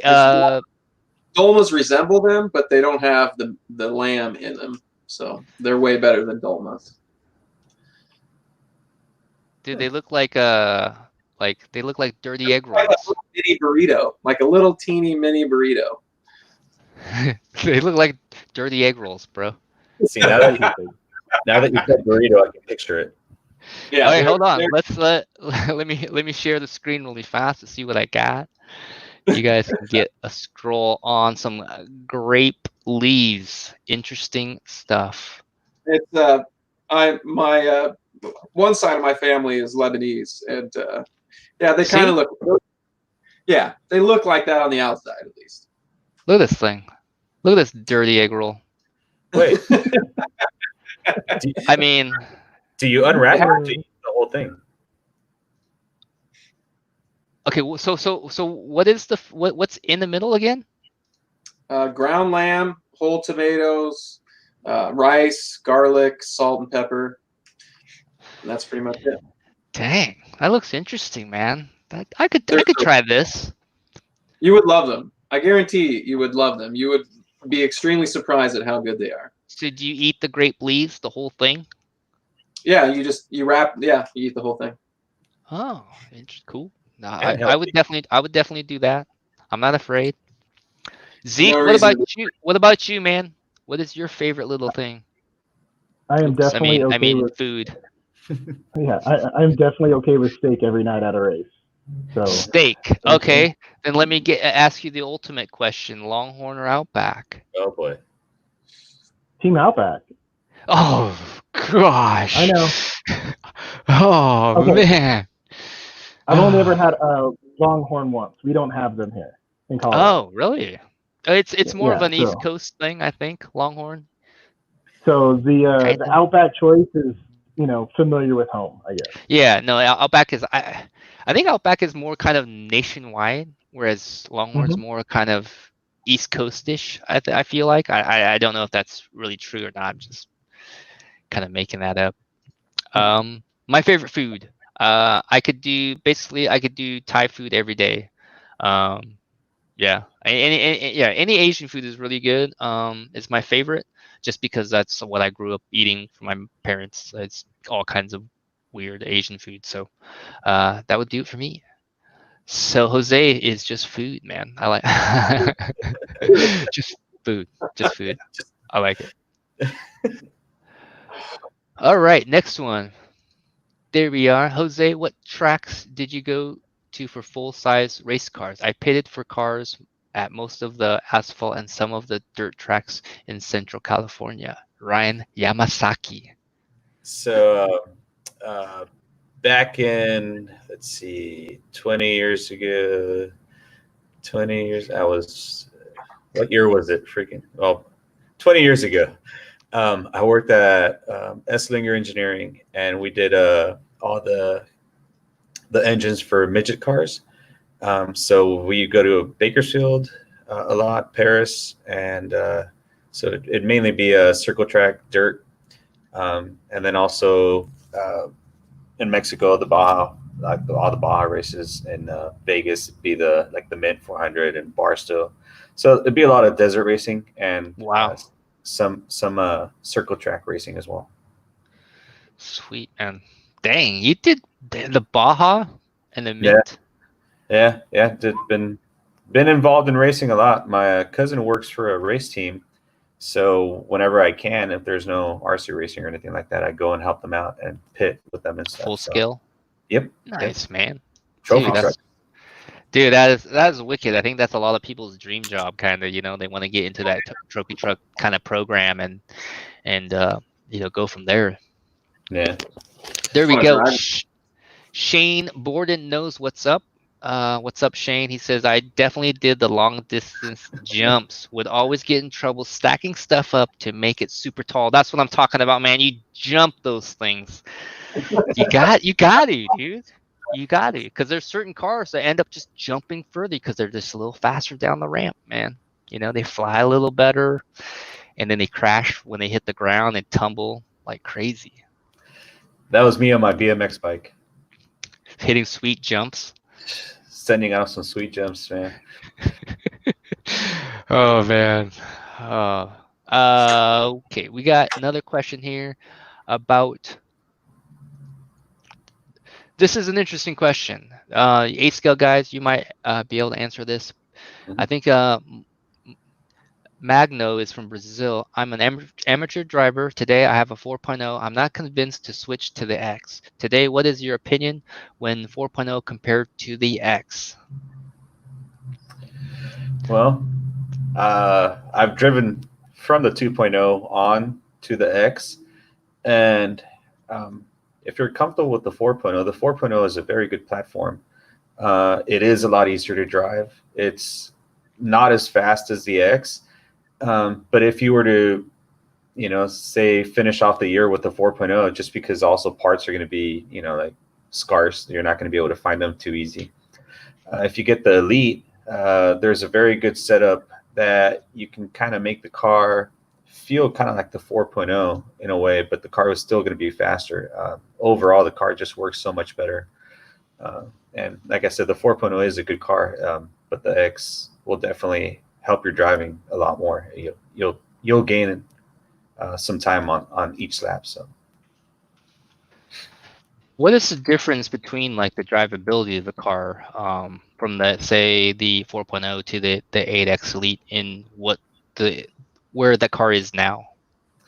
The 4.0 didn't have as much rotation, so it was you'd be able to drive it a little bit harder because it would push in the turns a little bit more. It would jump really nice and it would go straight, and it didn't handle the bumps as well as the X. So just the 4.0 is a tad bit easier to drive just because it doesn't rotate. The Elite rotates a lot better. It jumps to me a little better and it goes through the bumps better as well. But I think the whole more rotation kind of throws people off. It took me like 4 months to be able to get used to the car just because it had so much rotation and I wasn't used to it. Wow. Is that mainly because the chassis is shorter, or is it a combination? Because I haven't driven the car yet. So I think it has a little bit of just pretty much everything all together: suspension geometry, just the chassis width, the chassis length, just pretty much all together. The car turns on a dime. It turns really good. So sweet. Zeke, you have any info on the X? I never got to really drive the 4.0. I kind of waited for the X to come out. Yeah. Mainly because of the metric hardware. Right. But the one thing that would be the biggest seller for me is the easy access diff. I know the 4.0 was not the easiest car to access the diff and rebuild the car. You basically had to take everything apart to get to it. And the fact that even I, working on the car, can pull all 3 diffs out in less than 10 minutes is awesome. It makes the car, working on the car, a whole lot easier. It makes it less of a pain. You don't look, you don't look forward to diff day when you have to take the whole car apart and do the diffs and that kind of thing. It's not everyone's favorite thing to do. So the fact that it's not nearly as hard, that's a huge thing. I do know from talking with some of the guys that ran the 4.0 here in Colorado, the X is drastically better in the bumps for them. Some of our tracks, we have one track that's usually really groomed and is really taken care of, and then the other tracks get a lot of character. I know that's everyone's favorite word, but the bumps, the 8X is definitely better in the bumps. Dude, yeah, I think I never driven the 4.0, but I definitely I've watched the 4.0 a lot. And there's from Dakota running the 4.0 to Dakota running with the 8X Elite. There's definitely a difference, and I could definitely attest from Dakota running his Elite at DNC, probably one of the bumpiest conditions, one of the gnarliest kind of blown out tracks that you'll get to run on and compete on. And he had some serious pace with his 8X and 8X Elite X 8XE Elite, was that what it will be called? So yeah, so he had some great speed with that stuff, man. I think he was very impressed. The cars were in prototype. Besides the 8X Elite, the e-buggy and the truggy were prototypes at that point. So he's super happy with it, and I think the guys are onto something, man. So Magno, I wouldn't hesitate to kind of start looking if you're a TLR guy, and TLR is your brand. Wouldn't hesitate to start looking into maybe replacing the 4.0 eventually. Maybe not now, but when it's the right time for you. The 8X Elite is a very nice package. I just built one here myself. It goes together well. It's a very nice car. Easy access diffs. All the diff stuff is very easy. They went through and made some parts black and got you has a lot of the everything that you need to start racing like right out of the box. All the sway bars are all there. The reinforced bladder, if bladder style shocks is your your go-to. You can also run emulsion, so it's a very nice package. Check it out whenever you're ready. But like Jose said, the 4.0 is still a very nice car. It's if you're in Brazil, it's hard to get parts for or hard to get hooked up with the latest and greatest TLR stuff. I don't know how things are there, but yeah, I would look forward to maybe thinking about trying an X. All right, so we've got, oh man, look at this. Derek with Dennis Rodman is the GOAT, and it's not even close. What? I can't believe he's in my region. Like, can we move him to somebody else? I think you get a suspension for that, Derek. Like, holy smokes, man. Dennis Rodman. Yeah. You know what, though? There is something magical about Dennis Rodman. There is something unique because there's no other player that has ever done what he's done. I watched the Dennis Rodman 30 for 30. It's fantastic, and the way he looked at everything, the way he just analyzed just rebounding, it was a science. It was special. He made it special, and he was that special player, man. Like, Dennis Rodman is amazing, but maybe the GOAT of rebounding, but not the overall player. He was good though. Maybe the GOAT of wives. Yeah, it's the GOAT. Yeah, he's the GOAT of something, but definitely not the GOAT of basketball, man. But here we go. Jeff Guest, like you said, Larry Bird had the heart, man. That guy was a contender. He was a fierce competitor, and in the documentaries and the things I've watched, they always talk about how Larry Bird was such a competitor. And you wouldn't really picture that coming from Larry if you looked at him, but he was just as competitive as Jordan, from what I hear. Yeah, you don't see guys now taking threes and running to get their own rebounds like Larry Bird. He was always running forwards. He was such an awesome player.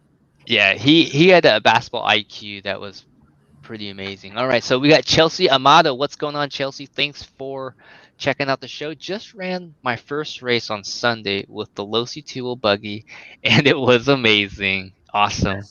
Good feedback. Always good to hear people's reactions and what they think about the cars, especially the positive ones. All right, we've got here. So Magno again has another question. Here in Brazil, it's very hot during the race. I noticed a very big difference in the buggy 8 scale car behavior at the end. Was the lubricants softening? So, Jose, what do you think about the lubrication? So diff fluid going from hot to cold as you run it. Is there a difference when you run the car in cold temperature and versus running the car on like 100-degree day? No, definitely. The viscosity of the oils and the diff, especially, and in the shocks, it tends to get a lot thinner when it's hot weather. So it's kind of one of those things where you got to change the oils a little more often. So say in your qualifier, you have fresh oils for the qualifiers, but for the main event, you put more for you refresh the oils. Just like I said, the viscosity gets really thin and then it just changes. So that's a recommendation that I have for that. So for hot weather, you do feel the difference when you're racing cold weather. So you end up going, with the thinner oil all around. So would you recommend so that if things are getting hot and kind of getting, freer or thinner, do you recommend going up maybe a little bit and starting off with that instead of your normal base on hot days? like for cold weather, I do go down a little bit, especially on shock oils. But for hot weather, I would say if I normally run like 40 weight in the front, 35 in the rear, I'd probably go 42 and a half in the front and 37 and a half in the rear. And then I wouldn't go thicker on the diff oils. I'd probably just change it before the main, so it's at least you have fresh oil. All right, some good tips there. Thanks for the question, Magno. Always nice to get international questions in there. Benjamin Hansen says he misses you, Jose. Miss you too, buddy. Dave McLean says, "What's up, Luke?" Dave McLean. There you go. All right, so Tim Sutherland says Nate Sutherland is really looking forward to the PNB event for this first Nitro event, wanting to meet many of you in person. So if you guys don't know Nate Sutherland, he's a young kid that is from the Midwest. He's going to be coming down, and it's his first Nitro event. What do you think, man? You think the first Nitro event being PNB, you think that's a little intimidating, or do you like, I don't know, like maybe kids just have no fear, so they're just going to go out there and hammer? What do you think? Kids are fearless, man. Kids are fearless. And with the support of the parents, obviously, they'll be there. But in my opinion, a bigger race, yes, it is intimidating, but there is more help. There is, more team support. You're going to be able to see a lot more things. Like you're going to be able to learn more setups. Right. And, like with all of us being there, we can take a look at his car and maybe help them out if they have a question. Like, hey, my car is doing this, but I need it to do this. Like, he'll have more eyes on the car as well. And so it's to me, it's kind of like a half and half. Like, yeah, the class is going to be stacked, but you really get to see what you got. You get to see what you can do. Yeah, it's gonna be awesome. The one thing when I watched Nate drive at the Winter Indoor Shootout and Invitational, it's at Fastlane Raceway, and I watched Nate drive, and I was really amazed about how much car control this kid had. Like, he was able to kind of like position the car so naturally, like you can see it twisting a little bit.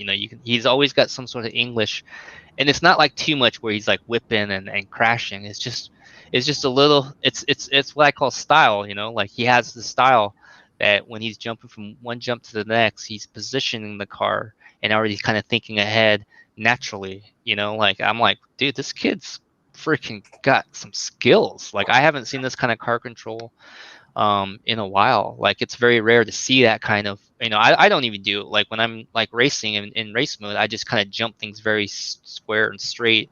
So it takes a lot of, the error out of me twisting the car up and coming down, just to simplify stuff.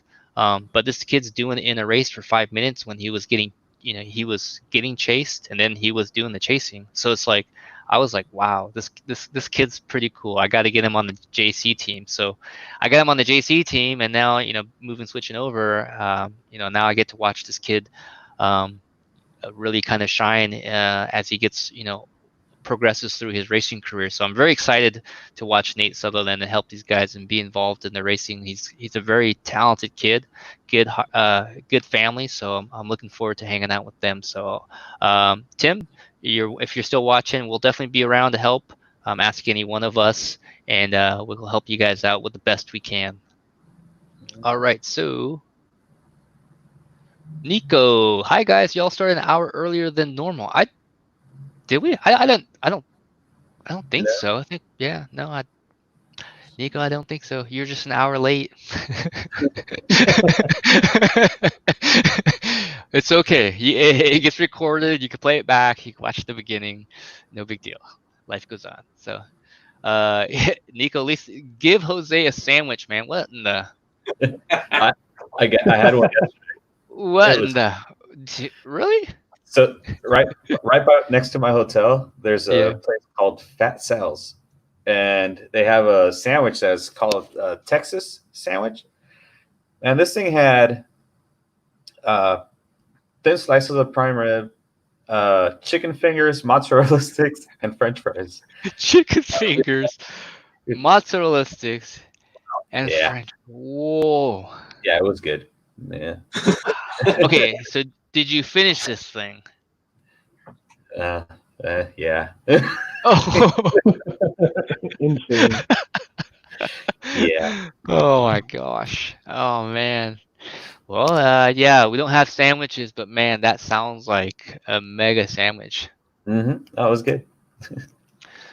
Dude. Yeah, the Barry Baker says has a kind of a comment there. Though, I think Barry's head's pretty dang big too. Yeah, no, we probably share the same hat size, so I don't know why you're talking crap. Yeah, I'm like, hey, Barry, he's got a big noggin, if I remember correctly. Yeah.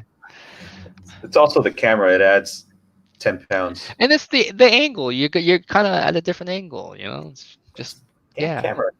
Yeah, the camera. Who puts a camera at the base of the laptop, right? Yeah, I don't get it.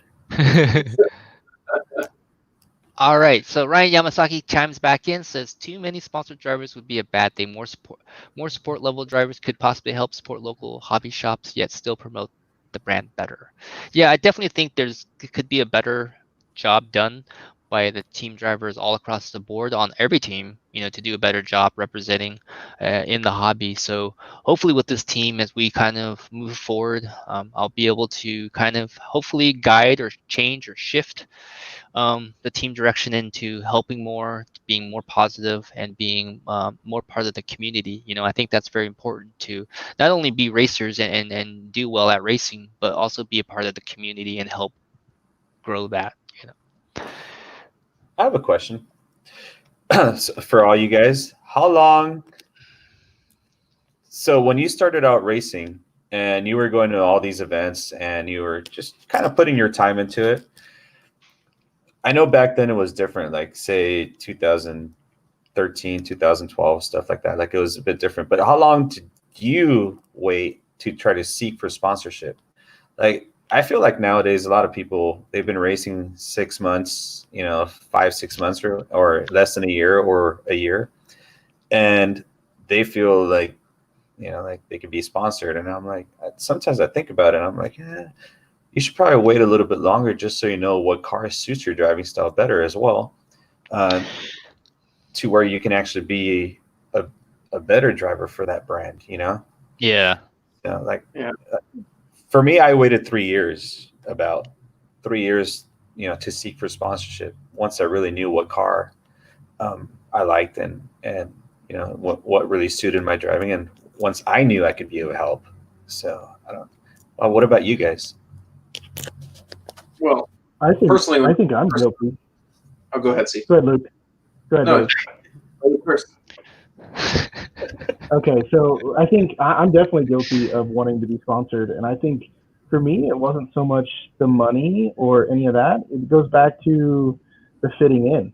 Like I look up to these guys who are super fast and we're always going to races together and that type of thing, and I wanted to be sponsored so I would be considered an equal and I could go with them.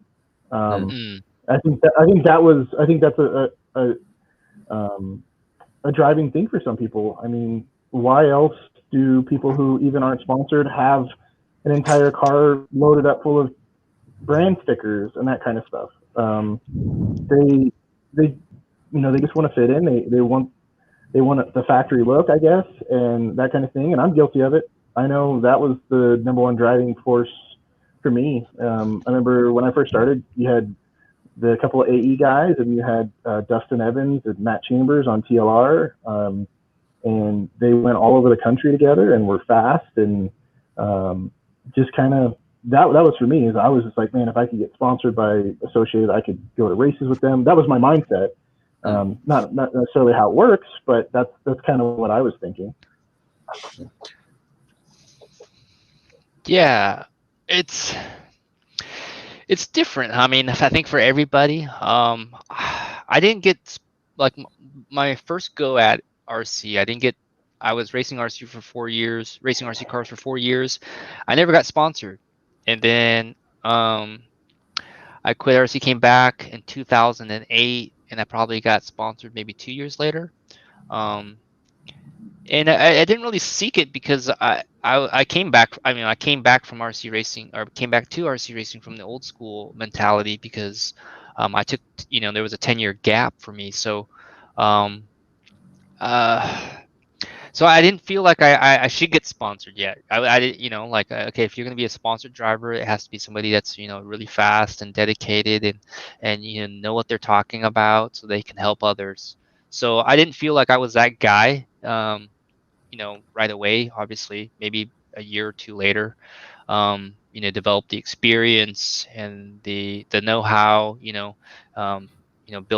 rebuilding shocks, rebuilding diffs, like if you want to be a sponsored driver and you don't know how to build a diff, it's like, maybe you're not ready, not saying that you're not ready, but maybe you have a dad that builds your diff, so you don't really know how, so Hmm.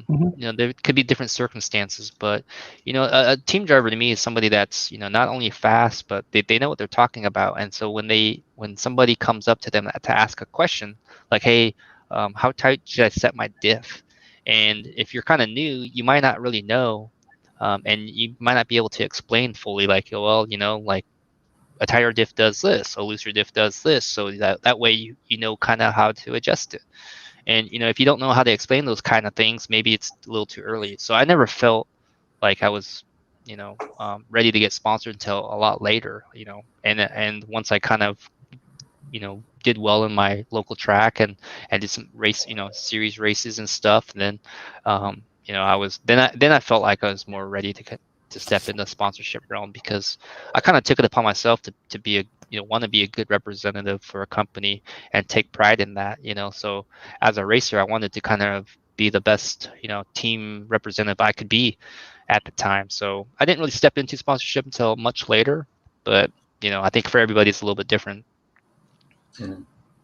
Yeah, when I first got into RC, it was 1999, and back then there wasn't social media for one thing, and Yeah. there was probably two guys at each track maybe that had a sponsorship, and they were the fastest guys. They had the most knowledge, and they had been doing it for a long time. And so when I got out of RC for a while and came back, and there was just this flood of sponsored drivers everywhere, and I was blown away by how easy apparently it was to get sponsored now compared to then. When I first got back in, I definitely didn't feel I was deserved a sponsorship, and I was actually surprised when I was offered a sponsorship because I'd only been back into it for two years, and I'm a pretty good driver, but back then I wasn't even close to being at that level. That top tier of driver who knows everything, can help with basically any question that you have. And so it was definitely eye-opening when I came back into the hobby at how easy it was to get a sponsorship. Yeah, definitely changed at some point for sure. All right, so good question, Jose. Thanks for asking that one. I think all of us had kind of a different experience, and I think it's different now. I think with the younger kids, they expect to get sponsors as soon as they can. They look like they look professional. They have the shirt and they have the cars, and they expect a sponsorship to go along with it. And it's not really just that. You know what I mean? Yeah, I don't blame what's going on really, like with the racers and stuff. I feel like a lot of the companies that put out, like on their social media, hey, you want to be a part of the team, like I like how we do it. I like how you have to be recommended into the team because we do see, the good and like we see every driver and we see what they can do and how they can help us out. So that's, to me, that's pretty cool. Like I like that. Yeah, I think it's actually having seen the other processes. Mm-hmm. I think ours is definitely kind of it's different. It's different, and I think it's actually I think for us it works better, or at least for me. All right, so Jeff Guest, my man Pork Chop, what's going on? Jeff wants to know what was everyone's first car. Jose, you were the X Max for graduation. T-Max. Sorry, T Max. They didn't have the X Max yet, huh? No. T Max was just coming out. Brand new, hot on the blocks. My first car was back in it was the Tyco Turbo Hopper, back whenever that thing was actually released. So this thing, so this thing, I'm probably watching football with my dad, and on a Sunday or something, and I'm watching the commercials come on, and then the next thing you know, the Tyco Turbo Hopper commercial comes on, and I'm just like, next thing you know, I'm like getting closer and closer to the TV, and I'm like, holy cow, I gotta have this thing. I was like, this thing is so cool. There's turbo. I was so floored about the idea of a fast moving RC car, like one that you could take off road and jump. I was so floored. So I was probably, I don't know, like 8-ish maybe at that time. And so that was my first car that kind of kicked off the rest of it. And the funny thing is, so I got a Tyco Turbo Hopper for my birthday, right? 3 days later, I take it back and get something else. I was like, oh, this isn't as cool as it was on TV, man. Like, I'm gonna go something faster. So I took it back, got something else, and end of the Turbo Hopper right there, quick, done. Yeah. All right. And I think we heard everybody's other first cars, yeah? Well, technically, my first RC car was a Traxxas Hawk that I bought used from a neighbor when I was a little kid. I think I bought it for $125. It came with the 15-minute, timer charger and Futaba, with the 30 amp fuse in the speed control. And it was I probably got to drive it like 3 times or 4 times before I blew something up. I think I shorted the speed control and it never quite worked properly again.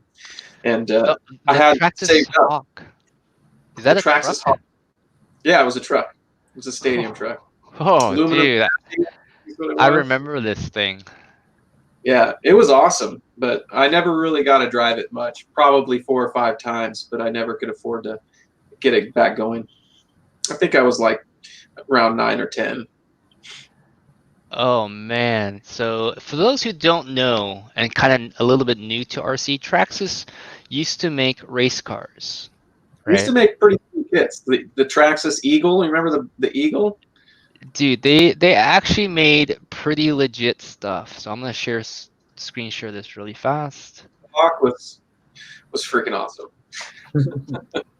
So here we go. We're gonna look at some Traxxas Hawks. So Traxxas, before they got into building the Bandits and the Slashes and the Revos and all the cool play toys that they have now, they started out actually making off-road race cars.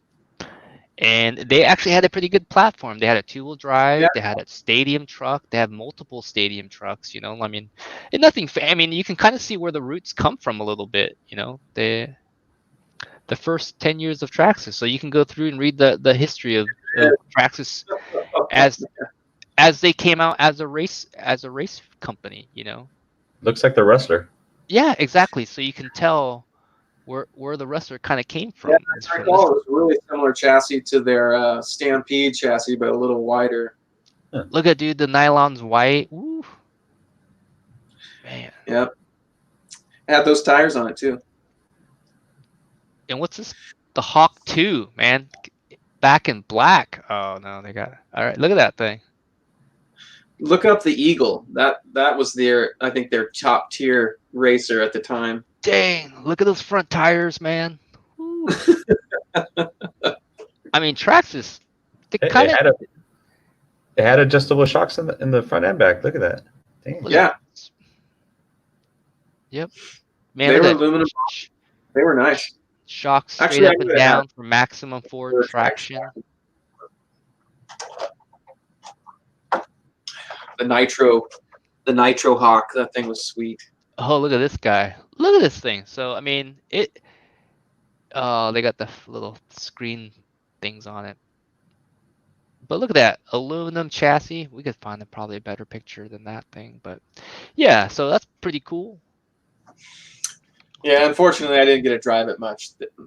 I used to go hang out at hobby shop every once in a while. It's called Alfie's. It was in Aberdeen, Washington. It's just this little teeny small hobby shop with the Hey, track was like 30 by 30 feet. It was teeny, but it was so awesome to go hang out and watch those guys race. hey, I've been there and I've raced there at Alfie's track.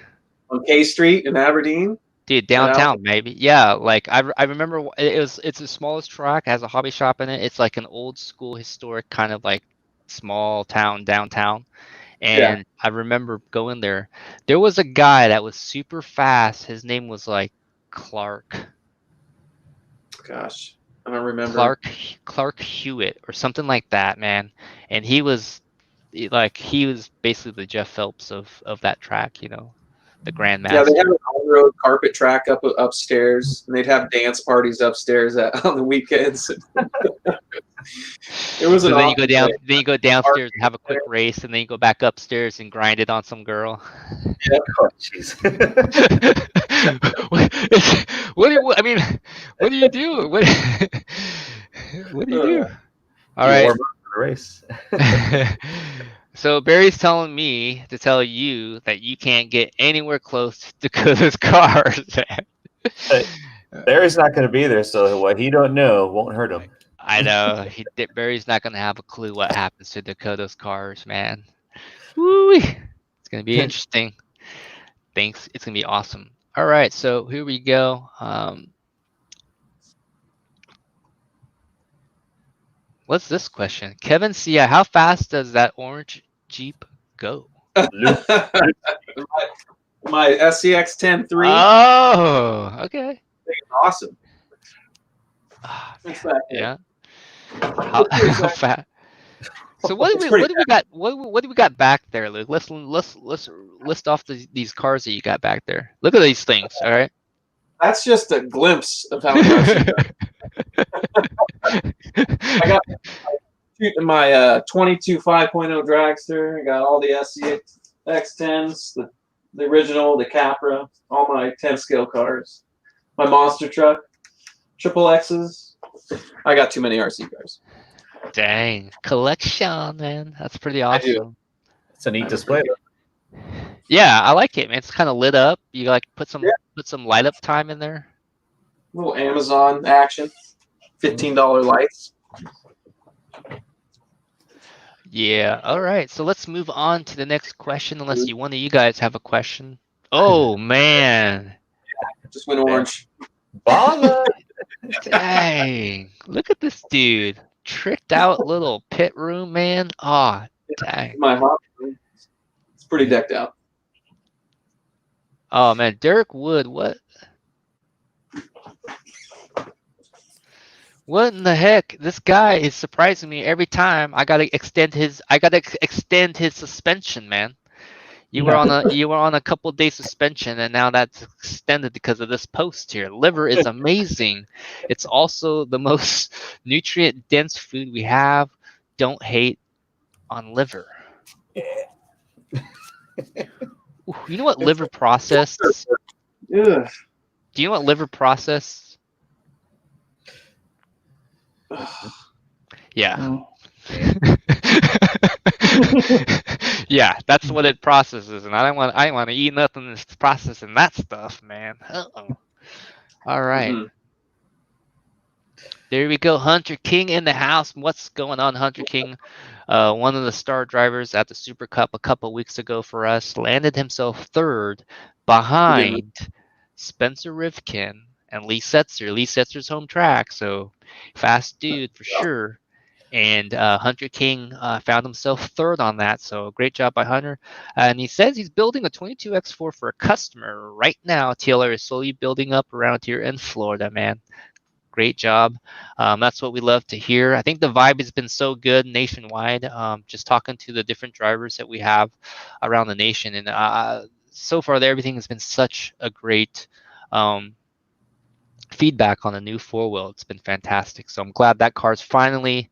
It was released during COVID. We weren't able to really keep track of like the action and watch its release. And now that we're slowly kind of getting back into racing, I'm starting to see a lot more feedback from the 22X4, and it's been fantastic so far.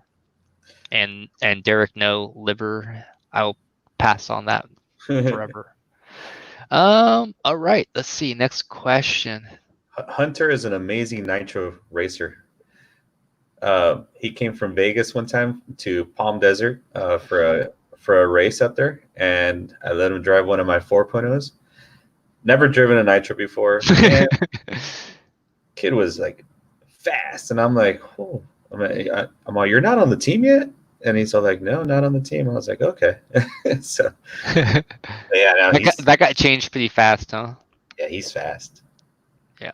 So Seems like a good kid too. all right, dude. Philip Trotta. Good question. I like these questions. Like I said, the weird, obscure, kind of funky questions I'm kind of into. How do you guys like your eggs? Good question, my man. I mean, not RC related, but good question. What we got? Cook. I like my It doesn't. What? I mean, okay. So if you're weight Like training, food? that's maybe the only time you would crack an egg and just, eat it raw. But like, okay, Over medium is my choice. I like that one, Luke. Over easy would be my choice. Zeke. Over medium. That's weird, man. Nice. I'm kind of an over easy or over medium kind of guy. It really depends. I don't get my scrambled eggs for some reason, because I feel like I always get less eggs. I'm serious, man. I feel like when I get, hey, can I get scrambled eggs, hash browns, bacon, whatever, and it comes out, and I look at my plate, and I'm like, oh, man, never getting scrambled eggs again. So I always feel like I get less. I don't know why. When you mix it up, it just looks less. When you crack the egg and you cook it, it just looks bigger. I don't know. Mentally, it looks less. So I just don't get scrambled eggs just because of that. Over medium right. egg with the hash brown on top. Ooh, and ketchup. What about the egg on the hash brown? Either or, don't matter. There you go. I love toast with avocado spread, a little garlic, then an egg over easy on the top of it, and just let the yolk run all over the bread. Oh, it's so good. Zeke's like, I just want my steak. No, I'm good. With egg. Yeah, steak and eggs. I've actually baby. never had that. I've never actually had steak and eggs. Like for breakfast. No, I've never had eggs and steak in the same meal. It's good. It is good. Yeah, no, pork chop and eggs, steak and eggs, man. Like, yeah, it works. I dig it. especially in a burrito. Whoa. Steak egg burrito. I gotta try that, man. All right. Please make a better website and about how a new stadium truck. Love your videos and streams. Primim. I'm not. Is he talking about the TLR website? Is he a driver? Maybe faster? I don't know. Yeah. I'm not really sure. The stadium truck, man, we would love to work on a new stadium truck. It's just not one of those popular classes. That we have numbers on it, and it just isn't very. The truck dominates still, anyways. Still Yeah, have the best yeah. To be fair, of course, it'd be nice to have a new everything, right? But you can't have a new everything every year, and it kind of doesn't. You kind of have to do a cycle. So with the stadium truck, the thing is still winning races against the trucks that it's competing against.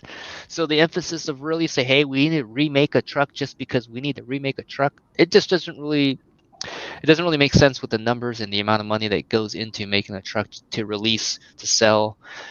How very little truck sales. It's not very popular. Unfortunately, that's kind of what drives the market and drives the innovation in the segments. So do you guys want us to work on a truck, man? Maybe go out and race all the trucks you can race, and then bring that class back, and then it'll get attention from us, and then we might do something. Otherwise, if the truck class is going to be 0 trucks at a medium-sized race, 0 trucks at a club race, this just doesn't really make much sense. When you race a stadium truck at a big race, you race that maybe 2 or 3 times a year. I'd love it to come back, but it's just not in the cards. All right. So Ryan is responding to you, Jose. I've done some wrenching on sprint cars at uh, Petaluma, Stockton, Petaluma? and and dirt mods in Watsonville.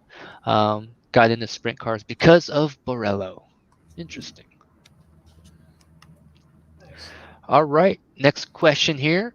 Barker Bob, what's going on, Barker Bob? What is one of the tool in your box that you would not want to be without? Not mentioning the standard size hex wrenches and nut drivers. Good question. You know, the standard would be 1.5, a 2, a 2.5, maybe a 3, and then a 7, a 5.5 nut driver. So, what tool in your pit box you couldn't do without that's become a part of your program? The shock pliers. Yeah, that's Mm. good. That honestly, there's this multi-tool that they have now that you can press out little, the ball ends and shock bottoms. You can grip the shock, shafts. You can punch holes. One of those multi-tools I just got. I think I got the dynamite version of it. Yeah. I Um, might want. dude, I've been using that all the time. Like it's been one of the best tool investments I've used. I used to have just a standalone shock plier, and it's great and all. It's small and it's nice, but it can only do one thing. When you can add that tool onto many other functional tools like a hole punch, one of those ball popper things, it becomes so much more versatile. So I've enjoyed that tool for sure, and it sounds like you guys do too. Oh yeah. Oh yeah. Yeah. Cool. Anything else? Any other magical tool that you guys have used? You know, one of the things I like to use a lot is the Gia ride height gauge. Just because it's like this big, it's basically like the Oh yeah. size of a quarter in terms of it's maybe even smaller. It's like the size of a nickel, and it stacks up maybe about I don't know 6, 7 nickels tall, and you can measure ride height from I think the range is from 10 to 20 or something like that. So super helpful, and it's small, so it's easy to kind of fit anywhere. It doesn't take up a lot of space. I kind of bring that with me everywhere I go, except for right now because I lost it. Oh, Oh, because it's so small, man. Like I I lost it somewhere. Dang it. you gotta replace it with the Lee Martin version. Lee Does it have a Martin handle? Racing has one. It actually has the little like carbon fiber slider. So when you run Ooh. like full drive with like super low ride height, you can get it slid under the car without affecting the ride height. Yeah, so I did this. I did one of these things. So on my little Gia ride height gauge, I strapped a zip tie to it and cinched it tight, cut it off, so that it became a handle. So then I would be able to feed it under the cars, um, and not be able to and not have to like slide it carefully under the fingers and not touch the car. I could just use this little handle, and I just made it out of a zip tie that was thick, and then cut it. Became a handle. I was like, you know what, this thing works. This thing's rocking. So Yeah, um, but it's not carbon. no, Yeah, it it's is. not carbon. It isn't, but Yeah. it works just the same. All right. Next. Couple tools. Jose's like, no, bro. Yeah, Can't fake the funk. Nah. I was like, okay, sure, whatever. All right. the cow and the if for 10 scale, the 2-wheel drive diff tool, the diff wrench. Those are two things that I always want to make. Yeah, that thing's pretty awesome. I haven't. It's been out of stock for a while, so I've been kind of on the waiting list, on the back order list for that thing. So I'm waiting my It turn, makes man. it easier to adjust your diff for sure. All right, so let's see. Tyler Miller, what's going on, T Mills? Let's see. When are you coming back to the area? Visit the Pacific Northwest, and Luke, when's the backyard BBQ? Oh man. Come July or August sometime, we'll have a big old party. Party? I think Nope. next year. I think next year I'm gonna attend the Sven Memorial Race that's happening at Time Zone Grand Prix up there. It happens the second weekend of July. So the weekend after 4th of July, there's an honor race that happens up there. I'm definitely gonna go back for that. And I might be back there for the wintertime to visit family. So T-Mills, we shouldn't be too much longer. If I do go back, I'll give everybody in the Northwest a ring so we can go meet up and get some food and maybe hang out at the track and BS. So looking forward to that. Right. Jeff Guest chiming in here. The X rear end is way more predictable. If the 4.0 stepped out, there was no catching it. I can see that for sure. It's a little more forgiving than I would say the rear end. You'd be able to slide the car a little bit and be able to control it versus it just kind of hold, and then whip and spin out. Yeah, just the 4.0 had a more of a heavier feel to it than the X. Like the X just feels light, like it's nimble and stuff. The 4.0 is just heavier, but it just depends on driving style and stuff. So. Gotcha. Magno has another question. In Brazil, from Brazil, they recommend using the Buggy 8 rear shock absorber axle at the front. I think he's saying the shock shaft. Mm-hmm. So the Buggy rear shock shafts at the front, and then using the 8-scale truggy front axles on the rear of the Buggy to increase the downstop, it makes a difference. Do you know what he's talking about here? Changing, I think what he's saying is referring to is changing to a longer shock shaft and getting more travel. Yeah, so you just get more droop out of it. I guess it really depends on what type of track he's racing in. If it's really bumpy or if it's like if you have a lot of traction, you don't want more travel, you want less travel. Mm-hmm. But if it's bumpy, yeah, I mean you can use a little bit more droop. So it all depends on what type of racetrack he's at. Gotcha. There you go. So it really depends on the track surface and what you're running on. Mm-hmm. I didn't know that. I mean, on my 8X, I built what's obviously the stock shocks, and I can put in a lot of droop if I wanted to, like too much. So I don't know if that's different for the 4.0 buggies. That you don't have a lot of natural droop in the car, but like if my 8X, if I played around with the droop screws, I can get like way droopy, and too much. Yeah, no, it throws off the balance of the car as well. Yeah, so I'm not sure why you would have to switch to different shock shafts, but yeah, I don't think you have to do that on the 8X at all. No. Okay, Tom Bolger, are there any plans to make a quick release diff transmission for the 2-wheel? Very obviously a hot topic for the 2-wheel. The only thing I can really say is that TLR is always working on new products for the future, right? So I think that definitely is in the works. Timeline I can't really say, but I can't make any promises either because I'm not part of those projects. It's not my thing. So I will get updates as we go, but yeah, I'm not currently sure on what things are going to add into the next edition of the 2-wheel. So all right, moving on, we got. There we go. Chris Austin saying, racing in Tulsa with the 8X on Saturday, last race before I returned to California, man. Good luck out there. Have a good time. Enjoy your trip and enjoy the racing, meeting new people. I'm sure you're having a blast. So good luck. Yeah, Chris Austin's one of my really good buddies. We've raced a lot for a long time. And he was TLR after I started, and then he went to Mugen for a while. Then I was able to help him come back to TLR. Sweet. And yeah, great guy. Always helping out at the track and super helpful, watering the track and rebuilding tracks and stuff like that. So. All right. Dale Best, what's going on? He asking us about a TLR going to update a 22T 4.0. When this guy is a Team Yokomo driver. Why are you questioning about our new truck, man? You rocking the Yokomo gear, Dale? What's going on here? No, like we said, like the truck class, man. I wish it was more popular, and I wish people were running it. But that's kind of what dictates what we work on, the popularity of the vehicle. So since that class has been kind of stale for many years, I don't foresee us really working on a new truck just to release a new truck, especially when, like I said, the 22T 4.0 it still got the job done at the Desert Classic. Dakota whooped on everybody. there, and it can still win. So just because it's a little bit older doesn't mean it's not capable of winning, because that truck is a remarkable truck. Dakota's been winning with that thing a lot.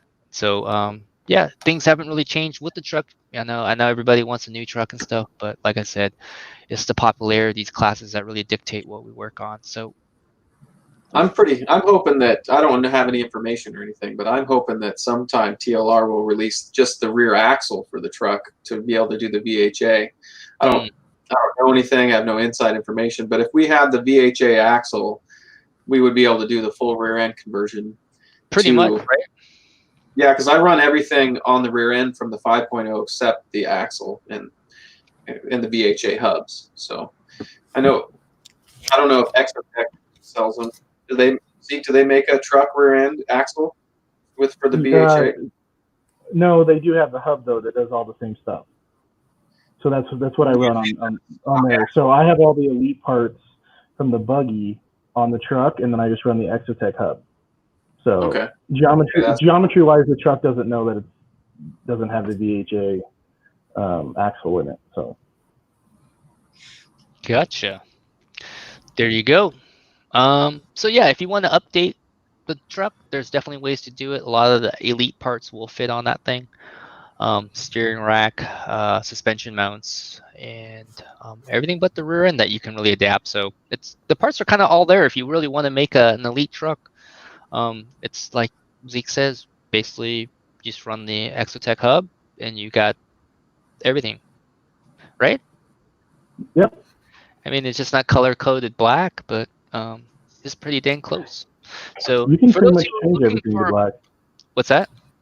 So you can pretty much change everything to black.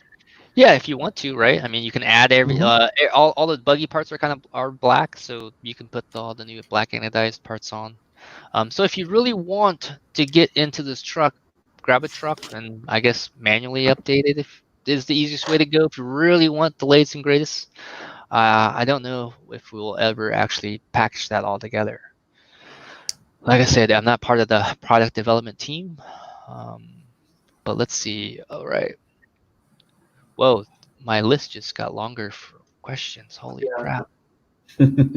Oh man, it just jumped way the heck down. I'm not even halfway through now. I thought I was almost done. I was like, oh dude, almost time for a wrap. All right. It's just Alvin Crowder talking smack. Rob Sturgill, what's going on to Rob, man? Rob. There we go. Tim Sutherland giving a little shout out. I want to give Mike Fuller, Mason Fuller, Caden Fuller, and Tom Rennick credit for the help in getting Nate to this level. Our weekly club races are some of the best battles anywhere. So, one of the I guess pieces of making Nate so fast is he gets to race with Mason, Caden, Tom, and all the Midwest kids. So. When you race against fast people, you naturally get fast. So it definitely helps. So he's definitely racing with the right group of guys if he wants to get faster. So yeah, Mike Fuller and those guys, Tom, they're fantastic dudes. So thanks for the kind words, Tim. All right. Woody, man, good old Woody. Woody's a Northwest, he's a Northwest legend. He helps out at Tacoma a lot and just travels around, contributing in the way that he does. He's a very, very, very nice man, and I always love seeing Woody. So it's glad to have him on board watching the show here. I want to note that he has confirmed he will be switching to TLR when he turns 50 and switching to yellow wheels. I have this on a recording, so I have it saved. It is confirmed, and now it's on YouTube. So he's switching. Yellow wheels are faster. Yeah, how old is he? 49. Yeah. He just turned 48 or 49 like last week. So he's got. I think next year. I think he'll be 50. I'm making room for you, Woody. I'm gonna make room for you. All right. Does that mean we gotta get rid of Barry? We could do a quick swap. We can Barry goes this way, and then Woody comes in this way. I don't know. We got rid of Sometimes. both. So I don't Lucas think Wiggins, I got the tuning ability that. Lucas Wiggins, we covered the process of how to get sponsored by TLR. You want to watch, maybe kind of flip back and watch the video, and just you don't have to watch the whole thing. Scroll through, check it out. I do go over that and cover it in detail. Um, so Chris Austin, when we were talking about how long did it, do you feel it takes to get sponsored? Like, how long do you guys wait? So Chris Austin, I think people need to put in a solid year and attend major events before they seek sponsorship. There's no real wrong or right way to judge this, but there does definitely, I feel like there's something that everybody kind of agrees upon, that there's too early, and so I think a year and then some major races. What do you guys think? Close or more time? I'd say more time, in my opinion. Yeah. More time, and to show that you're dedicated, and you can learn from everyone, and that you have the knowledge to be able to pass it on to others. Yeah. Here we go, Matt Miller. I started racing in '89. I didn't get sponsored till like 2010.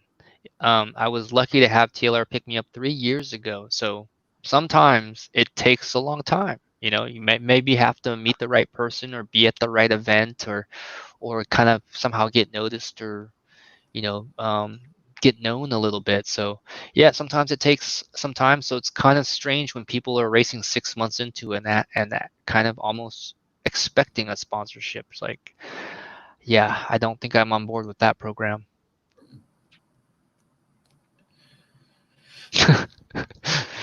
I haven't raced. I drive associated sponsoring. You should send in a resume, bud. See what happens.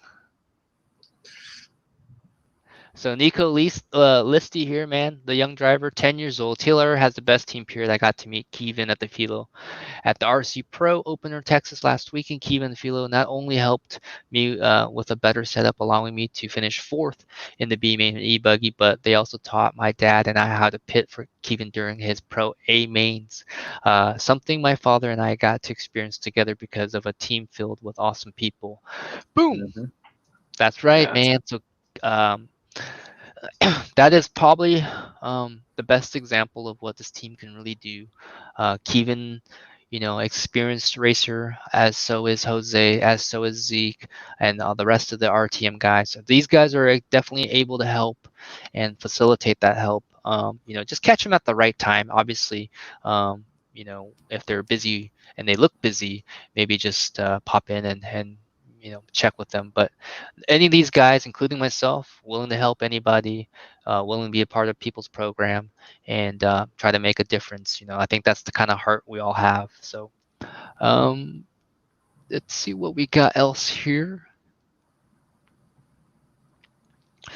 William Hobbs, there you go. Yes, I agree with Nico. TLR is the best all-around team, the race team, and I hope I can fit right in someday. Keep racing, buddy. We love the enthusiasm. We look for new drivers that can add the flavor to this team all the time. So if you've been watching, I think I've given a lot of people a lot of tips on how to get that done. So, and it also takes a lot of hard work and a lot of effort. Being fast at this is no easy feat. All right. Let's see. Do you guys remember the TRX-1? I remember the TRX. Yeah. Man, that two wheel was pretty cool. So this is the TRX-1 was the Traxxas 2-wheel buggy at the time, man. Really cool. It actually was legit, like I think it had a carbon chassis and everything, All right, let's see what we got else going on here. Desh asking, anybody from New York? Is anybody in the house from New York? It looks like Desh is looking for a buddy. Coffin. Yeah, I just texted Jeffrey Kaufman. He's always looking to text people. He loves it. There we go. Egg on the cheeseburger. We were talking about yeah. eggs earlier. Burger is really good. It is one of the best additions that you can have. I can't do it all the time. Every once in a while though, I just feel like a hamburger with bacon and eggs on it. Not all the time, but once in a while, man, that is just the right recipe right there. Hits it out of the park. All right. It says so. Pyramid says that the 22T 4.0 is sold out in Europe. It's probably been sold out for years because they probably don't order any of the trucks there. I don't know. Just a guess. They came back here not too long ago. I don't know. Yeah, they actually came back in stock here. We had a run of them, so I don't know if we still have them or not, to be honest. But yeah, Nick Wallet, hi older me. Hi, older me. Is That's this Walnut. This guy, older me, huh? he's the younger version of me. We look alike. But he runs Associated, so I don't know. Hi, He's older me. He's the guy that does the Wally builds. Yes. Oh yeah. Sure. Yeah. No, I know Nick pretty well, so Mhm. I didn't know you guys referred to each other as Older and younger. yeah, brothers from another mother. All right. There we go. 8XT being released soon. Any ideas on 8XT e-truggy in the works? It's definitely in the works, but I cannot tell you how long. It could be 2 years from now. It could be a year from now. It could be a half year from now. But yes, it's in the works. You've seen a Dakota run it. It's somewhere down the pipeline, but I can't give you any other specifics but that. Yeah. So the funny thing is, like at DNC, Dakota ran the prototype X8XT, right? So I go over there and like, hey, can I take photos of this? Is it cool? when I was working for J Concepts to do like a chassis focus thing on Dakota's new truck, and obviously sponsored by J Concepts, got the body and tires on there. So and they're like, hey, let me check, and they're like, okay, yeah, no one said anything. So I grab the truck, go take photos. And while I'm on the practice track, so I'm taking photos of this truck, and you basically set the truck down, you step back, you get one shot, you turn the truck, you set it, you get one shot. So I had to position the truck a couple times, and when I was on the practice track at DNC, somebody decided to go and run. So I'm like, well, I'm almost done. I just need 2 more photos. So this dude goes and runs. He gets by me where I'm kind of standing at the end of a jump. So I stand up, I step back, and he singles. I'm like, all right, cool. He's paying attention. Pretty nice of him to do that. So then I go down, I turn the truck, I take another picture. He comes around again, and he's like, slows down, singles through. I'm like, sweet, man. Last picture. So I go down, I take the picture. He's coming around again. I grab the truck, I lift it up because I'm done, and I start stepping back, and the dude jumps the truck and hits me in the calf, like, and it bruised up, dude. Like this guy jumps his double and jumps right into my leg. I actually jumped and did like the. And like I raised my legs up and I did the matrix, and the thing just jumps and hits me in the calf. So right from that day, like I was already injured and that thing bruised up. I could barely walk. So like this dude just ruined me, right? So that's not the funny part. The funny part is, I come to find out later they weren't even supposed to give me that truck to take photos of. So they're like, dude, you weren't supposed to put that online. I'm like, dude, I asked for permission. Like, I know, but you're actually not supposed to. I'm like, oops, sorry. So it's already out there. So everybody knows about this truck, even though they weren't supposed to actually. We weren't really supposed to show it off yet, I guess. But no harm, no foul. I think we kind of made it through that. But yeah, kind of a funny story about that truck, the 8XT, and me getting hit, and then also not actually supposed to be taking photos of that thing. Oops. Hey, it worked out though. You're working here. Yeah. So yeah, obviously it wasn't bad, and yeah, they didn't hold that against me. So yeah, Any given Thursday. I would do that. So I would buy an 8XT e-truggy in a heartbeat, man. So ever since I've joined this TLR, almost all the questions are like, when's this Truggy coming out? I thought Truggy was kind of minor. Like I didn't think a lot of people were like lined up anticipating a new Truggy. I love to run Truggy. It's fun. Yeah, I mean, I would love to run it too. Mm-hmm. Just gotta wait for the 8XT, I guess. I'm taking my dependable 4.0 to Psycho Nitro Blast. So There you go. Still a good truck. yeah, Get it done. All right. All right. So I'm gonna take a couple more questions. Looks like we're about to wrap this up, and there's maybe 2 more questions here. Easy access diff. Yep, I get it. The 22.5 or 22.5 needs an easy access diff for sure. I would love to have that. I would love to have that car have that, but maybe in the next model. All right. Oh man, there you go. Dude, you got called out for it. Mm-hmm. I think it's funny. Where's your TLR shirt, Jose? Yeah, I'm out of town, so yeah, it's at home. All right, and let's see. Yeah, there's another one. See, so like I said, man, once I joined the TLR team, like half the questions is about this new Truggy, man.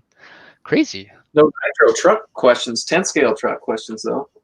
Yeah, we got some 10 scale truck questions too. So apparently the truck department, we're just all the companies not doing enough in truck. All right. Let's see. NV Galaxy. What does that even mean? All right. Are any of y'all gonna be at the summer series here in KC? I will not make it there. I don't know. We'll have to see what dates they are. Yeah, I don't know if we're gonna be. Send me some info. Yeah. NV Galaxy. Get some info for good old Zeke. Maybe he'll be able to make that. I don't know. We'll see. Maybe we can arrange something. Yeah. All right. So, yeah. So this guy, NV Galaxy, whoever he is, me and my dad got sponsored from Thomas Train. By the way, that's not my last name. You probably don't want to make spelling mistakes. Your team manager spell his name all wrong. But yeah, I think I know who it is, but I'm not really sure. So sorry, I didn't spell his name right. John All right. Speller? Yeah. What's that? It says no, I haven't. Oh, never mind. He's replying to someone's comment, I guess. Yeah. Right. And let's see. So has anybody had this issue? I've seen it. Anybody having problems with the rear wing mounts on the 22X4 broken too? I haven't ran my car yet, so I don't know. I've been around people running the car. I haven't seen any of them break. But have you guys seen this or experienced this? Only ran mine once haven't. and have not broke it. I've seen one of my fellow teammates here up here has broken it, but not personally. Okay, yeah, I don't know why, because that's probably the most flexi plastic that we have. So, I'll see what's going on with this, if there's an update, a running update or something. But yeah, I've kind of come across a few of these comments. Obviously they're breaking. I haven't had any issues. Zeke he's been running the car a long time now, hasn't had any issues. I know, Luke's kind of been on the COVID thing, so he hasn't really been to the track. So I haven't been to the track since it's been COVID thing. So yeah, I haven't had a chance to really put it to the test. So I have. And It's dialed. So yeah, okay. Tighten the wing nut or the wing nuts to hold the wing on, and that can make it so it won't flex as much, and it can snap easier. But, yeah, man, I love that little carbon fiber wing thing. But Jose, you got to run a little 10 scale, probably for the first time, really. I guess when at one point of my life I was running short course, and then I had the 22.4, the original one that I used to race at a track in Hemet, and so I've kind of played with it a little bit. Never really got serious about it, so never really did the whole tire game, like the whole saucing and all that stuff. But now that I have I have an Elite two-wheel drive buggy and I have the 22 X4, and man, it's crazy. They're fun. They're fun. I love being at the indoor track and getting a chance to meet new people and just driving those cars is so much different than nitro. But I'm really hoping it helps my driving in nitro as well. So, Zeke, do you think there's a crossover? Does 10 scale help 8 scale? I think 10 scale helps 8 scale. mm-hmm. I think the 10 scale helps 8 scale more than 8 scale helps 10 scale, in my opinion. I think with the 8 scale, you can drive more punched, get it more sideways, make more mistakes. You can get the tire up on the pipe and it won't kill you. It goes through the bumps different, that type of thing. 10 scale, you have to be a little bit more precise. I think if you're really dialed at 10 scale, I think 8 scale, once you figure out how to drive the bumps and find the smoothest line sometimes around the track, not necessarily the shortest line, because bumps is not something we really deal with at 10 scale. So sometimes doing the line hunting and driving 5 feet away from the apex of the corner to go through the spot that isn't 13 inches deep that you see at like Nitro Challenge when your car just disappears. That's the side of it. Yeah, I could see that. I could see how 10 scale helps, but then like the 8 scale driving doesn't help 10 scale because you kind of get a little bit more. You try the monster truck over stuff and it just doesn't work in 10 scale. You get totally messed up. So, all right. Last question here, Nico Listy coming from question for y'all. Which is more fun, 8 scale or 10 scale? I love 8 scale, but just built the SCTE. I hope to run both this weekend with Chris Austin and his farewell race in Tulsa. So what do you think? 8 scale, 10 scale? Personally, me, it's easy. I'm a 10 scale person. I love 8 scale too. I would love to be more involved in the racing and do more racing of it, but because now of my job, it's hard to kind of actually like be at events and try to race 8 scale. Because I'll probably end up being a pit guy. So, yeah. So my 8 scale adventure will probably be on my private time, but not at my at races. But 10 scale at heart, that's just where I started. It's the cars I was attracted to at first. So for me, 10 scale. Yeah, I guess I'll go next. The simplicity of 10 scale is way more nicer. It's less bags, less work and stuff. But I get more of a rush with 8 scale nitro. So you just hearing the engine and the high RPMs and stuff like that. That's pretty cool. I actually like 8 scale nitro better. I enjoy it more. I have much more fun. I enjoy the fact that not everyone can get their engine to run for 30 minutes. And I know that, the work that I put in the week before might make a little bit more of a difference. Anyone can plug a battery in and download the latest ESC settings that, whoever is the fastest guy for their electronics and throw it down and have ESC settings that are dialed. Not everyone can make a nitro engine run, and for me, that's the part about it I like. Yep. I like both a lot. I haven't been able to race as much 8 scale as I wish over the years, mainly because of track locations where I live. So I've always had a 10 scale track close by, and so that's been predominantly what I've raced. Actually haven't driven and raced a nitro car for over 10 years. I am about to get back into 8 scale. When I did run 8 scale, I would say I liked it about the same, just for different reasons. Like Zeke said, the whole tuning. I like the longer mains. I like being able to run 45 minutes at one time, and the whole part of having a team, like a pit guy coming in for pits and fueling and the chance of flaming out, and it adds more excitement. I like 10 scale 5-minute racing a lot, and I like it kind of, well, for where I'm at, the community wise, there's a lot more people who race 10 scale in this area, and so it's a bigger community, and I'm able to hang out with those people a lot more than 8 scale, because it's more of a summer thing only here. We get a race year round, Right. indoor electric, and so the community stays a little tighter, I think, in that aspect. Right. Yeah, it's hard, man. I can see both sides. I love, the longer mains, the team aspect, the real kind of like the more realistic racing feel that I think 8 scale nitro brings. But yeah, for me, it's the simplicity is kind of the thing I like about 10 scale. You can just kind of, for me, I just like driving the car and not really wrenching so much. I like playing with the car and figuring out setups and stuff.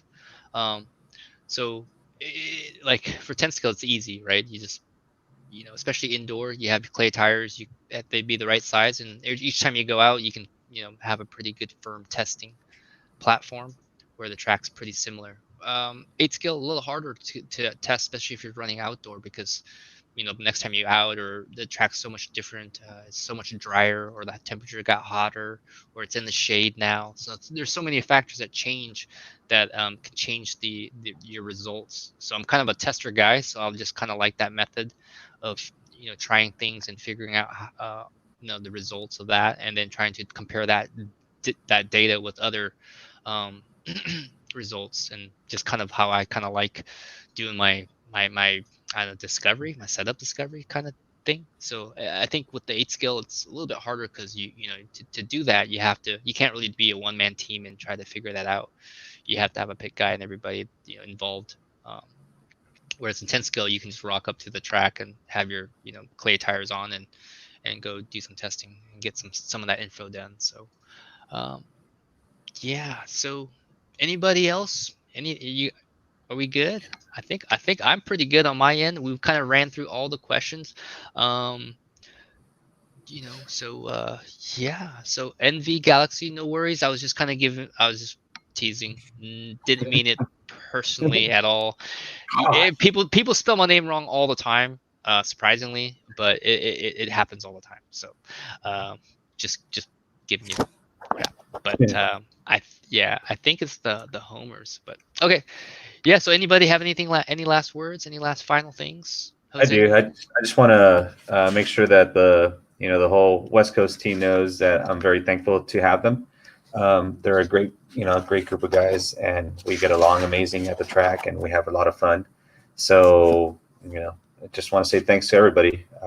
They're all awesome, and I'm getting a chance to meet new drivers in electric, and getting a chance to meet more people, which is amazing too, because I've always wanted to kind of be a part of that as well, but spent more time in nitro outside, outdoors and stuff. So, but again, thanks to all our guys. They're awesome, and keep up the positive attitude and keep up the good work. Sweet, man. Anybody else? Well, I want to say thanks to Horizon and TLR for giving me this opportunity, and thanks to all my teammates for all the support I've gotten, and all the help, and the community up here in the Northwest is great. If there's anyone up in my area that needs help, no matter TLR, Associated, Yokomo, X-Ray, whatever cars you have, if you're having problems, don't hesitate to hit me up. If I don't know the answer, I'm always willing to help or find someone who can help you. And any questions, or just want to talk, I'm always here. Cool. Thanks, Luke. Yeah, just thanks to all the guys who have already done such a good job here in Colorado, and got some great guys in Nebraska, and now with Derek, even though he has some very questionable food choices and basketball goat choices. Come on, man. I think we're definitely going to build a good team here. I think my region was probably one of the smallest driver-wise, and the guys that we had are already really good, and I think we're going to only get better from there. And like Luke said, it doesn't matter what car you run. If there's anything I can do to help, just don't hesitate to ask. And we're all just there to have fun. That's really why we're there. So if I can help do that, then that's a win for everybody. Yep. Awesome. Yeah. Well, thanks, guys. That wraps this one up. That is the RTM, the Regional Team Manager program. We've interviewed everybody and talked to everybody. I hope you had a fun time getting to know these guys. They'll be out and about at big races, medium races, or club racing, and so will I. So if you see any of us, reach out. And if you have questions, free to ask us anything. We're here to help and facilitate that, and hopefully have everybody enjoy the hobby more, and even more than they do so already. So with these guys here, with the TLR, with the horizon behind us, I think we can do a lot of different and very cool things for the race teams and for the RC racing in general, and hopefully for the hobby. So thanks for tuning in and being a part of the show. It's always special for me to sit down and get to know these guys, and I think everybody watching also is having a great time learning about everybody. So the banter that's happening on the comments and everything. I love it.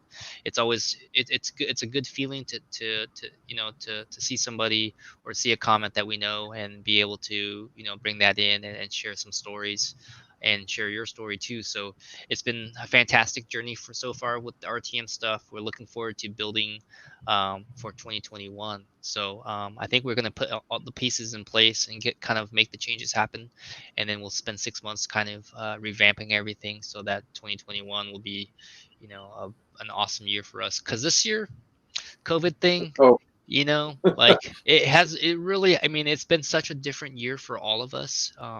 The racing, the hobby, the companies individually, it's been such a weird time.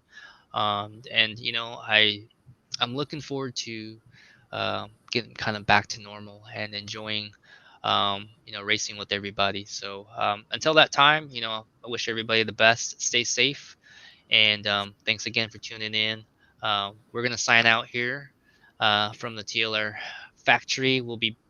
I'll be back next week, and we'll have a different guest or a topic or something going on. I gotta still think of it, but we'll figure something out. But I'll make it good. I think I got an idea. But anyways, everybody take care, and thanks again for watching. And enjoy the rest of the week, and have a great weekend. We'll see you. Bye, guys. thanks, guys. All right.